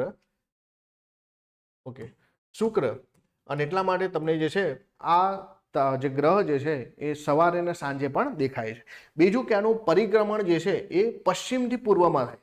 બધા ગ્રહો જે છે પૂર્વથી પશ્ચિમમાં હોય તો આ ગ્રહ છે અને બીજો એક ગ્રહ છે, બરાબર, આગળ જતા આપણે વાત કરીશું. તો બીજો એક ગ્રહ છે જેનું જે છે પરિક્રમણ જે છે એ ઉલટી દિશામાં છે. એટલે અહીંયા શું થશે કે આ સૂર્ય ઉપર શુક્ર ઉપર જે સૂર્ય જે છે તમને પશ્ચિમ દિશામાં ઉગતો દેખાશે અને પૂર્વ દિશામાં આથમતો દેખાશે. ત્યાર પછી પૃથ્વી, જેનું જે છે પરિક્રમણ દિવસ 365.25 દિવસ, ધરીભ્રમણ છે 23.9 કલાક. અહીંયા શુક્ર અને મંગળની વચ્ચે પૃથ્વી ગ્રહ આવેલો છે, એક અને ઉપગ્રહ છે. અહીં સજીવ સૃષ્ટિ છે. મંગળની વાત કરો તો અહીંયા જે છે 687 દિવસ પરિક્રમણ છે, 24.6 કલાકનો જે છે ધરીભ્રમણ છે. આના 2 જે છે ઉપગ્રહો આવેલા છે. નાસાના વિજ્ઞાનીઓ મંગળની કાયાપલટ કરવાની યોજના વિચાર રહ્યા છે ને ત્યાં ટેરા ફાર્મિંગ કરે છે. નારંગી રંગનો નાનો, ઠંડો અને જે છે શુષ્ક ગ્રહ છે, બરાબર. તો તમને કોઈ પૂછે નારંગી રંગનો અથવા તો લાલ ગ્રહ કોને કહેવાય, તો મંગળ લાલ ગ્રહ છે. ગુરુની વાત કરો તો ગુરુ જે છે એને 67 જેટલા ઉપગ્રહો છે. હવે આ જે છે ઉપગ્રહોની સંખ્યા બદલાતી રહે. અહીંયા લખું છું, પછી એવું ના કહેતા કે સાહેબે કહ્યું નહીં, કેમ કે નવા નવા ગ્રહો શોધાતા છે અને આટલા બધા ઉપગ્રહો હોય તો તમને ખબર જ છે ઘણો બધો હજુ વાયુના ગોળા જ છે, તો ઘણા જે છે વાયુ છૂટા પડી નવા ઉપગ્રહોનું પણ નિર્માણ થાય. તો શનિ અને ગુરુ વચ્ચે હંમેશા સ્પર્ધા ચાલે કે કોના ઉપગ્રહોની સંખ્યા વધારે છે. આ તો ક્યારના બદલાઈ ચૂક્યા હશે, તો બુકમાં આપેલા છે એટલે હું તમને બતાવું છું. આ ઉપગ્રહોની સંખ્યા વધી ગઈ છે ઓલરેડી, જે છે બરાબર સરપાસ થઈ ચૂકી છે. આ ગ્રહનું બંધારણ સૂર્યના વાતાવરણને મળતું આવે છે, કદમાં સૌથી મોટો છે અને સૌથી ઝડપી ધરીભ્રમણ ધરાવતો જે છે ગ્રહ જે છે આ જ છે. તમે વિચારો કે બાકીના બધા ગ્રહો કરતાં પોતાની સપાટી પર જે છે પોતે ચક્ર જે છે 9 અને 10 ઓલમોસ્ટ 10 કલાકમાં એક આખું ચક્ર લગાવી દે છે. આવડો મોટો ગ્રહ હોવા છતાં તો વિચારોની ઝડપ કેટલી હશે. બીજું શનિ, તો શનિ જે છે 10.7 કલાકમાં જે છે એક પોતાનું ધરીભ્રમણ પૂરું કરે છે અને એને એક કહેવાય ને કે પરિક્રમણ પૂરું કરતા 29.46 વર્ષ લાગે છે. આ ગ્રહનું કદ પૃથ્વી કરતાં 700 ગણું વધારે છે. 3 વલયોવાળો ટાઇટન અને થિમલ જે છે ઉપગ્રહવાળો આ ગ્રહ છે. યુરેનસની વાત કરીએ તો 17 કલાકમાં એ ધરીભ્રમણ કરે છે, 84 વર્ષમાં એ પરિક્રમણ કરે છે. આના પણ 27 જેટલા ઉપગ્રહો છે અને આ ગ્રહનો છઠ્ઠો ઉપગ્રહ જે છે એ ભારતના વૈજ્ઞાનિક ડોક્ટર જે.સી. ભટ્ટાચાર્યએ શોધ્યો હતો. વિલિયમ હર્શલે જે છે 1781માં આ યુરેનસની શોધ કરી હતી. તો યુરેનસ પણ એવો એક ગ્રહ છે જે એકચ્યુઅલીમાં પરિક્રમણ જે છે પૃથ્વી કહેવાય ને પશ્ચિમથી પૂર્વમાં કરે છે. નેપચ્યુન જે છે 18 કલાકનો એનો જે છે ધરીભ્રમણ સમય છે, 165.9 વર્ષનો પરિક્રમણ સમય છે અને આ જે છે સૂર્યથી અંતર એનું 44,970 લાખ કિલોમીટર છે. 1846માં આ ગ્રહ શોધાયો. લીલા રંગનો ટીટોન અને નેરીડ જે છે એના મુખ્ય જે છે ઉપગ્રહો છે, ટીટોન અને નેરીડ. તો આ થઈ ગયા 8 ગ્રહો આપણા. હવે આનાથી થોડા આગળ વધીએ, પૃથ્વીની થોડી વાત કરીએ. પૃથ્વી જે છે એ માનવીનું નિવાસસ્થાન પૃથ્વી પર એક ગ્રહ છે. તેની આસપાસ વાતાવરણ સ્તરની જાડાઈ લગભગ 800 થી લઈને 1000 કિલોમીટર સુધી છે. એ સૂર્યથી 15 કરોડ કિલોમીટર દૂર છે. શુક્ર અને મંગળ ગ્રહોની વચ્ચે તથા પરપ્રકાશિત ગ્રહ છે. પરપ્રકાશિતનો મતલબ કે આપણે સૂર્ય પર આધાર રાખીએ છીએ. તે નારંગી જેવો ગોળાકાર ધરાવે છે. તેની ધ્રુવીય વ્યાસ જે છે 12,714 કિલોમીટર અને વિષુવવૃત્તીય વ્યાસ છે 12,756 કિલોમીટર છે. સૂર્યની એક પરિક્રમા પૂર્ણ કરતા 365.25 જે છે દિવસ લાગે છે. પોતાની ધરી પર જે છે પશ્ચિમથી પૂર્વ દિશામાં 23.9 કલાકમાં એક આંટો ફરે છે. તેના ધરી અને તેની પરિભ્રમણ કક્ષા વચ્ચે 66.5 ડિગ્રીનો ખૂણે નમેલી છે. આ ધ્યાન આપજો ખાસ, ધરી અને તેની પરિક્રમણ કક્ષા જે છે. તો સીધી વસ્તુ છે, પૃથ્વી જે છે એવું કહી શકો ને કે આ રીતે નમેલી છે, જેથી કરીને આ રીતે જે છે ફરે છે અને આમ ગોળ ગોળ ફરશે. અને આ જે નમેલી છે ને એના કારણે જે છે પૃથ્વી પર સિઝન થાય છે અલગ અલગ, એની પણ આપણે આગળ વાત કરીશું. પૃથ્વી પરના વાતાવરણ મુખ્યત્વે નાઇટ્રોજન છે, ઓક્સિજન છે અને અલ્પ માત્રામાં કાર્બન ડાયોક્સાઇડ, હાઇડ્રોજન, ઓઝોન વગેરે વાયુ આવેલા છે. પૃથ્વી પરનું વાતાવરણ આપણને જે છે ઉલ્કાઓ સામે રક્ષણ આપે છે. કેમ? મેં હમણાં જ વાત કરી કે માનો કે પૃથ્વી પર જે છે ઉલ્કાઓ પડતી રહેતી હોત તો આપણે જે છે ક્યારેક અહીંયા બેઠા છીએ ને કંઈ માથામાં પડે, પણ વાતાવરણ છે એના કારણે શું થાય છે, એ બધી ઉલ્કાઓ સળગી જાય છે. બાકી ક્યાં નથી સળગતી? હોલિવૂડની મૂવીમાં. હે ને, હોલિવૂડની મૂવીમાં શું થાય કે કોઈને કોઈ ઉલ્કા આવવાની છે, એના પર આખું મૂવી બની જાય, પછી એનાથી કઈ રીતે બચવું ના છે. આગળ છે કે ઓઝોન વાયુનું સ્તર સૂર્યમાંથી આવતા અલ્ટ્રાવાયોલેટ જે છે વિકિરણનું શોષણ કરી સજીવ સૃષ્ટિને બચાવે છે. એટલા માટે આપણે ઓઝોન વાયુને શું કહીએ છીએ? પ્રોટેક્ટ કરીએ છીએ. બરાબર, ઓઝોન વાયુ જે છે ડિપ્લેટ થાય, ઓઝોન લેયરમાં ગાબડા પડે તો એને આપણે દૂર કરવા માટે વૈશ્વિક સ્તરે એક જે છે એગ્રીમેન્ટ કરેલા છે. કોઈને ખબર હોય તો કમેન્ટ કરો. હવે પૃથ્વીનો એકમાત્ર કુદરતી ઉપગ્રહ ચંદ્ર છે, જ્યાં સજીવ સૃષ્ટિનું અસ્તિત્વ નથી. તેનો વ્યાસ આશરે 3,475 કિલોમીટર અને પૃથ્વીથી 3,85,000 કિલોમીટર અંતરે છે. ચંદ્ર પોતાની ધરીની ઉપર તથા પૃથ્વીની આસપાસ ફરે છે. તેનો ધરીભ્રમણ પરિક્રમણ સમય 29.5 દિવસ છે. 20 જુલાઈ 1969માં નીલ આર્મસ્ટ્રોંગ પ્રથમ ચંદ્રયાત્રી બન્યા હતા. તેના ખડકો મુખ્યત્વે આગ્નેય પ્રકારના છે. ચંદ્રનું ગુરુત્વાકર્ષણ બળ પૃથ્વી કરતાં જે છે 6ઠ્ઠા ભાગનું છે. તેથી તે આ દરેક વસ્તુ જે છે વજનમાં હલકી લાગે. તેના પર મૃત જ્વાળામુખીઓ પણ આવેલા છે. આ પૃથ્વી અને ચંદ્ર વિશે આપણે માહિતી જોઈ. હવે એક સવાલ હું તમને પૂછું કે સૂર્ય પરથી જે પ્રકાશ આવે છે એ પ્રકાશને પૃથ્વી પર પહોંચતા કેટલો સમય લાગે? અને એવી રીતે જે છે બરાબર ચંદ્રથી જે છે પૃથ્વી પર પ્રકાશ પહોંચતા કેટલો સમય લાગે? આ બે જે છે તમારે કમેન્ટ કરવાની છે. પરીક્ષામાં પૂછાયેલો સવાલ છે. હવે આપણે બિગ બેંગ અને તેના વિવિધ તબક્કાની વાત કરીએ કે 20મી સદીના વૈજ્ઞાનિકોએ પૃથ્વી તથા અન્ય ગ્રહો ઉપરાંત સમગ્ર બ્રહ્માંડના ઉદ્ભવ સંબંધિત સમસ્યાઓનો ઉકેલનો પ્રયત્ન કર્યો. અત્યાર સુધી આપણે બ્રહ્માંડની જ વાતો કરી, પણ 20મી સદીમાં ઘણા બધા વૈજ્ઞાનિકોએ કીધું કે આ બ્રહ્માંડ કેવી રીતે બન્યું હશે. તો વર્તમાન બ્રહ્માંડના ઉદ્ભવ સંબંધે જે છે બિગ બેંગ સિદ્ધાંત જે છે વધુ આધુનિક ગણવામાં આવે છે. આ સિદ્ધાંતના વિસ્તરણ માપતા બ્રહ્માંડની વિચારધારા કહે છે કે આ એક વિસ્તરણવાદી સિદ્ધાંત છે. બેલ્જિયમ જે છે વિદ્વાન જ્યોર્જ લિમિત્રીએ જે છે, જ્યોર્જ લિમિત્રી બિગ બેંગનો સિદ્ધાંત આપ્યો છે. હવે આ પરીક્ષામાં પૂછાય કે ભાઈ જ્યોર્જ બિગ બેંગનો જે થિયરી કોણે આપી છે, તો બિગ બેંગનો સિદ્ધાંત જે છે જ્યોર્જ લિમિત્રી આપ્યો છે. 1920માં એડવિન હબલ જે છે નામના ખગોળશાસ્ત્રી જાહેર કર્યું કે બ્રહ્માંડનો વિસ્તાર થઈ રહ્યો છે. સમયાંતરે આકાશગંગાઓ અવિરતપણે એકબીજાથી દૂર ખસી રહી છે. તો બિગ બેંગ સિદ્ધાંત બ્રહ્માંડના વિસ્તરણ સંદર્ભે વિવિધ તબક્કા નીચે જણાવેલ અવસ્થામાં છે. અહીંયા ધ્યાન આપજો, વાત શેની થઈ રહી છે કે બિગ બેંગનો મતલબ શું કે ભાઈ એક ધડાકો થવાથી જે છે તેમાંથી બધું છૂટું પડ્યું, ધીમે ધીમે આ બધું જે છે ને એકબીજાથી દૂર થઈ રહ્યું છે. એટલે કે એવું બ્રહ્માંડ અનંત છે, એનું વિસ્તરણ થઈ રહ્યું છે, બરાબર, દરેક સેકન્ડે એનું વિસ્તરણ થઈ રહ્યું છે. તો બ્રહ્માંડની રચના જેનાથી થઈ તે પદાર્થ પ્રારંભે એક નાના ગોળાના સ્વરૂપમાં હતા, એક જ સ્થાને તે સ્થિર હતા. આ આદિ પદાર્થો અત્યંત સૂક્ષ્મ હતા અને તેઓનું તાપમાન અને ઘનતા ખૂબ જ હતા.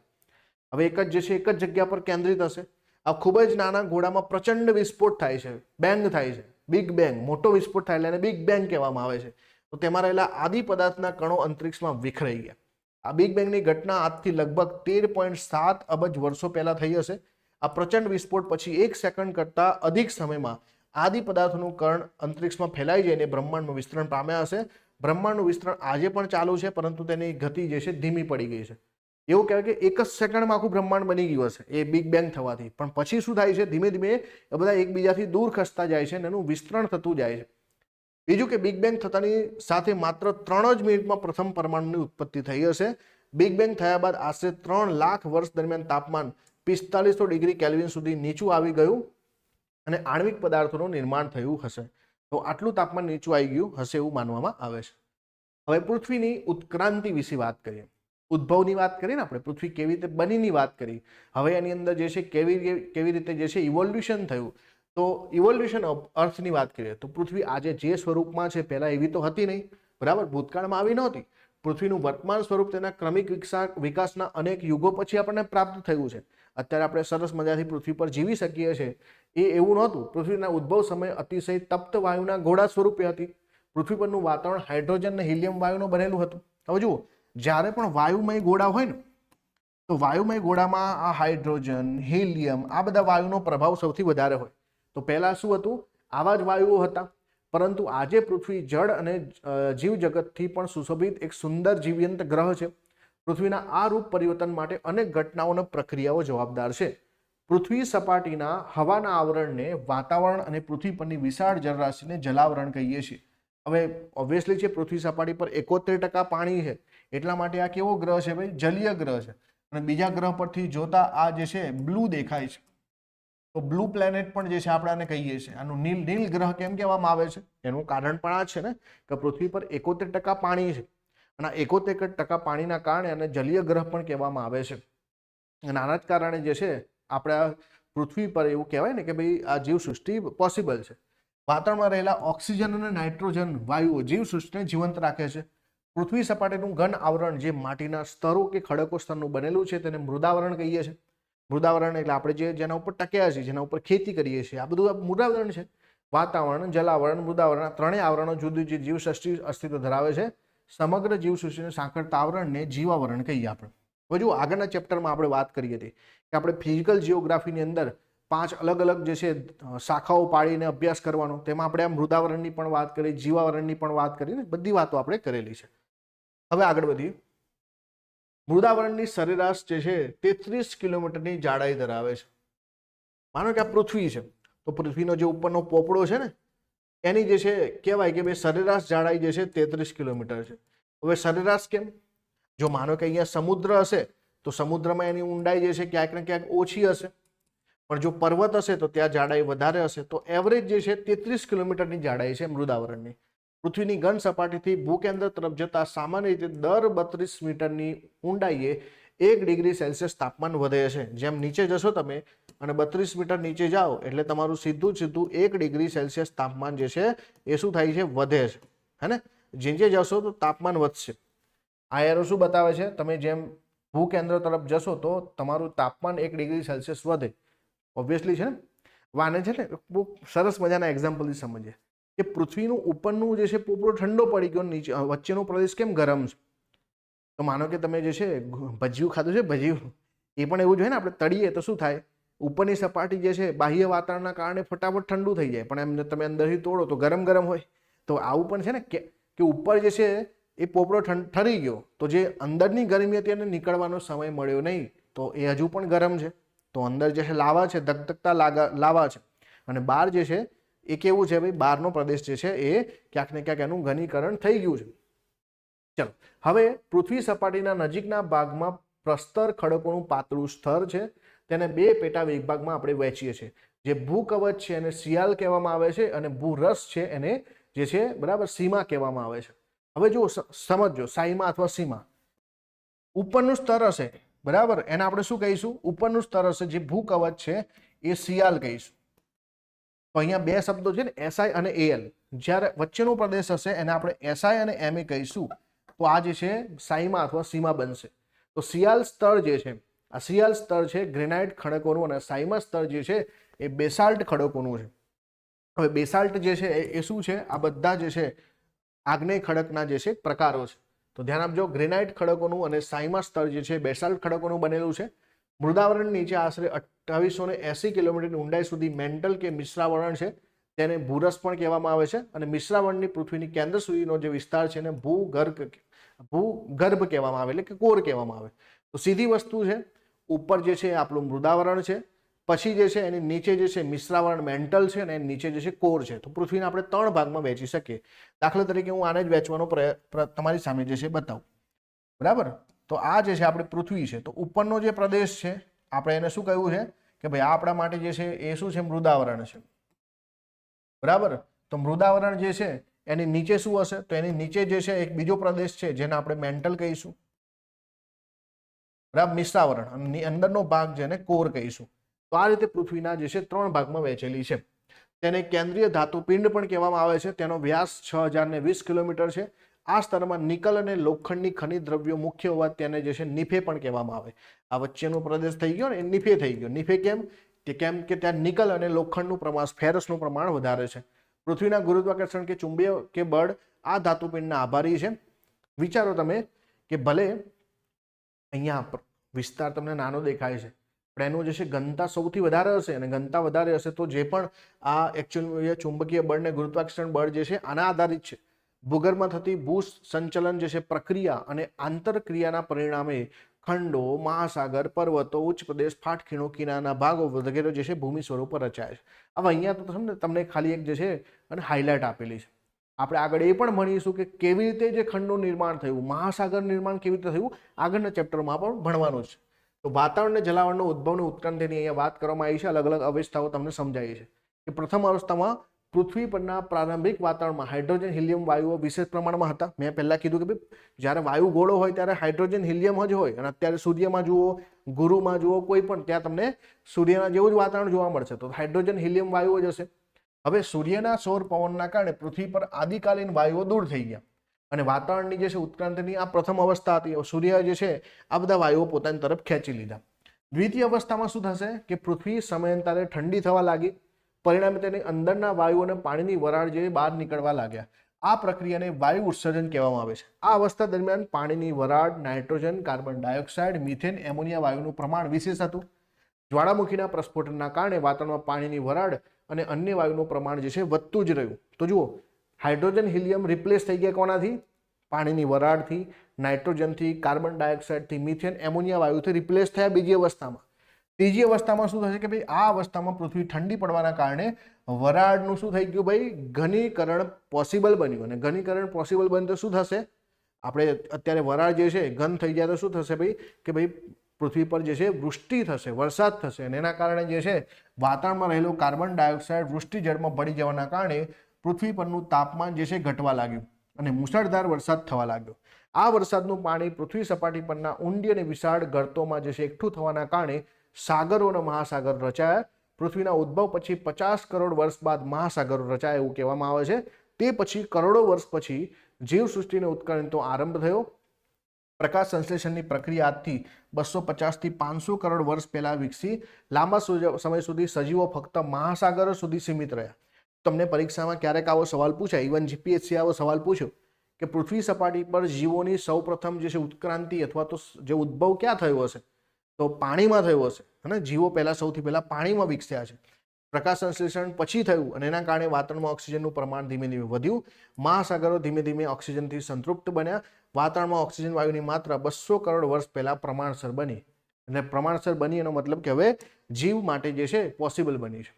હવે જીવનો ઉદ્ભવ કેવી રીતે થયો, તો અહીંયા જ વાત છે. આપણે અહીંયા શેની વાત કરી કે પૃથ્વીની અંદર અલગ અલગ આવરણો બને ને, કે ભાઈ જલાવરણનો ઉદ્ભવ પહેલા વાયુઓ હતા, પછી એમાંથી જે છે ધીમે ધીમે પાણીની વરાળામાંથી જે છે મહાસાગરો બન્યા વરસાદના કારણે, અને જલાવરણ જે છે ઉદ્ભવ થયું. પછી ઓક્સિજન જે છે પ્રકાશ સંશ્લેષણના કારણે જે છે જે બીજા લેયર જે છે એ બનવાના ચાલુ થયા. હવે જીવનો ઉદ્ભવની વાત કરીએ તો પ્રારંભિક વાતાવરણ સજીવના ઉદ્ભવ વિકાસ માટે પ્રતિકૂળ હતું, યોગ્ય હતું નહીં, હાઇડ્રોજન હિલિયમ વાયુના ગોળા. તેથી જીવનો ઉદ્ભવ પૃથ્વી ઉદ્ભવના અંતિમ ચરણમાં શક્ય બન્યો. આધુનિક વિજ્ઞાનીઓ જીવના ઉદ્ભવને એક રાસાયણિક પ્રક્રિયા માને છે કે સૌથી પહેલા જટિલ જેવા અણુઓ ઉદ્ભવ થયા. આ અણુઓના જે છે સમૂહમાંથી જીવનો ઉદ્ભવ થયો. 2,50 કરોડથી 57 કરોડ વર્ષ દરમિયાન પૃથ્વી પર મહાસાગરના પાણીમાં સૌથી પ્રથમ જે છે અતિ સૂક્ષ્મ જીવસૃષ્ટિનો પ્રારંભ થયો હશે. શરૂઆતમાં જીવો કેવા હશે, એક કોષી હશે, ફક્ત એક જ કોષ હશે. અત્યારે આપણા શરીરમાં કરોડો કોષ છે, ત્યારે જે છે ને આ શરીર ચાલે છે, ત્યારે પહેલા શરૂઆતમાં એક કોષના બનેલા હશે, અને જેને અમીબા કહેતા ને આપણે ભણ્યા પણ છીએ.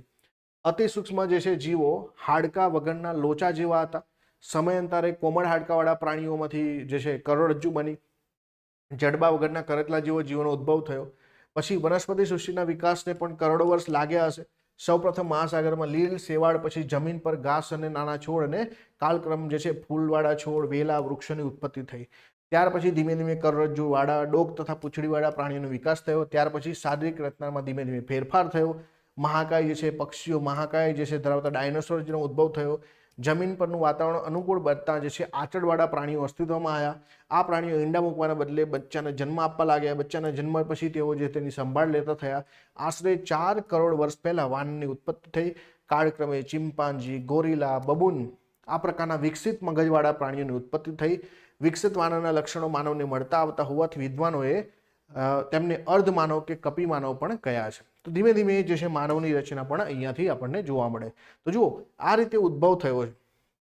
એવું કહી શકો કે પૃથ્વીનું નિર્માણ જે છે અત્યાર સુધીનું જેટલું પણ નિર્માણ થયું છે, બરાબર, એને આપણે જો એક દિવસ સમજીએ તો 24 કલાકના સમય માપક ઉપર જીવનનો ઉદ્ભવનો વિકાસ કેવી રીતે થયો એવું માનો કે 12 વાગે જે છે પૃથ્વીની રચના થવાની ચાલુ થઈ હોય, તો અહીંયા આવતા ને 1 2 3 4 5 6 7 એવી રીતે 12 કલાક પૂરા, ફરીથી જે છે 12 કલાક ચાલુ કરીએ તો જીવો પૂરતી માત્રામાં જે છે ઉપલબ્ધ થયા. પછી વનસ્પતિ, પછી જે છે કીટકો, ત્યાર પછી સરીસૃપો અને સસ્તન પ્રાણીઓના યુગનો પ્રારંભ અને જીવનનો જે છે આરંભ અહીંયાથી. તો માનવ ઇતિહાસ મધ્યરાત્રિના જે છે એવું કહેવાય કે ભાઈ સેકન્ડનો પણ જે છે ચોથા ભાગ પહેલા શરૂ થઈ. એટલે આપણે એવું વિચારીએ ને કે 24 કલાકનો પાછળ તમારે જવું છે, તો માનવ ક્યારે પેદા થયો? આ જે હમણાં જે સેકન્ડ ચાલી રહી છે ને ચોથા ભાગમાં પેદા થયો. તો આપણું અસ્તિત્વ કંઈ જ નથી પૃથ્વી જેટલા સમયથી બની છે ને એમાં. તમે જોઈ શકો કે લાંબા સમયથી ચાલતો આવે છે ને માનવ જે છે, બરાબર, મધ્યરાત્રિના 2 સેકન્ડ પહેલા જે છે એનો ઉદ્ભવ થયો એવું કહી શકો. અને જે માનવ ઇતિહાસ છે ને એ સેકન્ડના ચોથા ભાગ પહેલા એની ઉત્પત્તિ થઈ છે. તો વિચારો તમે કે આપણે જે છે કંઈ જ નથી આની સામે, બરાબર ને. ચલો હવે થોડા જે પ્રશ્નોનો જવાબ આપણે આપવાનો થાય. તો પહેલા તો થોડું રિવિઝન કરીએ કે આપણે આ ચેપ્ટરમાં શું ભણ્યું. તો પૃથ્વીના ઉદ્ભવને લઈને આપણે પૌરાણિક જે વિચારો હતા એની વાત કરી, એને આપણે સાઈડ પર છોડીએ તો આપણે જે પરીક્ષાલક્ષી શું શીખ્યા? સૌથી પહેલાં તો આપણે જે પૃથ્વીના ઉદ્ભવને લઈને અલગ અલગ પરિકલ્પનાઓની વાત કરી. એક તારાની વાત કરી, યુગ્મ તારાની વાત કરી, ધુલીય વાદળની વાત કરી. એક તારામાં આપણે કેન્ટની વાત કરી, લાપ્લાસની વાત કરી, અને નેબ્યુલર હાઇપોથેસિસની વાત કરી. એકમાં આપણે પહેલા વાયુમય ગોળાની વાત કરીએ છીએ, પછી નિહારિકા અને પછી સૂર્યમંડળ બને છે. બીજું એક થિયરી શીખ્યા યુગ્મ તારા, કે જેની અંદર આપણે શું શીખ્યા કે ભાઈ આમાં જે છે એક તારો છે તો બીજો તારો એનાથી નજીકથી જાય છે અને એટલે માટે સૂર્યમંડળ બને છે. તો આગળ જતા આપણે જે અંગ્રેજ વૈજ્ઞાનિકો છે એમણે આપણને આ શોધ આપી અને એને આપણે શું કહીએ છીએ? ટાઇડલ હાઇપોથેસિસ બોલીએ છીએ કે સૂર્યની નજીકથી, સૂર્ય નિહારિકાની નજીકથી એક જે છે સૂર્ય કરતાં વધુ ગુરુત્વાકર્ષણ બળવાળો તારો પસાર થાય છે, પ્રવાસી તારો, જેના કારણે જે છે એક સિગાર જેટલો ભાગ છૂટો પડે, એમાંથી સૂર્યમંડળની રચના થાય. આ બે થિયરી આપણા માટે બહુ જ અગત્યની છે, આટલું યાદ રહેવું જોઈએ આપણને. ચલો તો કયો ગ્રહ સૌથી વધુ તેજસ્વી ગ્રહ છે? તો આપણે હમણાં જાણીએ છીએ કે શુક્ર ગ્રહ જે છે સૌથી તેજસ્વી છે. સૌર પરિવારના ઉપગ્રહોની સંખ્યા કેટલી છે હું તમારા પર છોડીશ, બરાબર? તમારે લેટેસ્ટ લખવાનું છે. શનિના ઉપગ્રહનું નામ નીચેના પૈકી કયું છે? ટાઇટન, ચંદ્ર, એરોન કે ટીટોન? હવે આ ક્વેશ્ચનનો જવાબ પણ તમારે લખવાનો છે. આપણે ભણી ચૂક્યા છે, બરાબર, કે ભાઈ કયું આવશે. ચંદ્ર તો છે જ નહીં, ટીટોનની પણ વાત આપણે કરી છે, બરાબર, તો કોણ આવશે? પછી બિગ બેંગનો સિદ્ધાંત તો કોણે આપ્યો છે? તો જ્યોર્જ લિમેત્રી જે છે એમણે બિગ બેંગનો સિદ્ધાંત આપ્યો છે. નિહારિકે વાદળ સિદ્ધાંત રજૂ કરનાર કોણ હતા? કાન્ટ હતા, વાઇઝેક્સર, મોલ્ટન કે ચેમ્બરલેન? તો નિહારિકા વાદળ, તો નિહારિકા વાદળનો કોન્સેપ્ટ જે છે એ કોણે આપ્યો છે? તો એ આપણા કાન્ટભાઈએ આપ્યો છે, બરાબર, એમણે જ વાત કરી છે. તો નેબ્યુલા હાઇપોથેસિસની વાત આપણે કરીશું. આગળનો સવાલ છે કે સૌપ્રથમ પૃથ્વી પર જીવનની ઉત્પત્તિ ક્યાં થઈ? પાણીમાં, હવામાં, સપાટ જમીન પર કે પર્વતો પર? તો સૌપ્રથમ પૃથ્વી પર જીવની જે ઉત્પત્તિ જે છે પાણીમાં થયેલી માનવામાં આવે છે. બીજો સવાલ કે શા માટે પાર્થિવ ગ્રહો ખડકાળ છે? જે પૃથ્વી જેવા ગ્રહો છે અથવા તો જે પાર્થિવ ગ્રહો છે, બરાબર, એ ખડકાળ કેમ છે?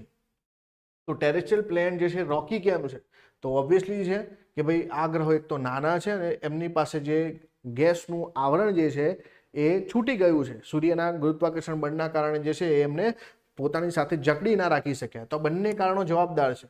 નાના અને સાથે એમની પાસે બહારના જે વાયુઓને પકડી શક્યા નહીં. તો એ અને બે બંને આન્સર આવશે. ઇનર પ્લેનેટનો મતલબ શું થાય? ઇનર પ્લેનેટ, તમને એવું કોઈ પૂછે કે ભાઈ ઇનર પ્લેનેટ અંદરના ગ્રહો કોણ? તો એવા ગ્રહો કે જે એકચ્યુઅલીમાં સૂર્ય અને બેલ્ટ ઓફ એસ્ટ્રોઇડની વચ્ચે આવેલા છે. મેં તમને સમજાવ્યું ને કે ભાઈ અહીંયા જે છે મંગળ ગ્રહ છે અને અહીંયા ગુરુ ગ્રહ છે, તો આની વચ્ચે જે બેલ્ટ આવેલો છે.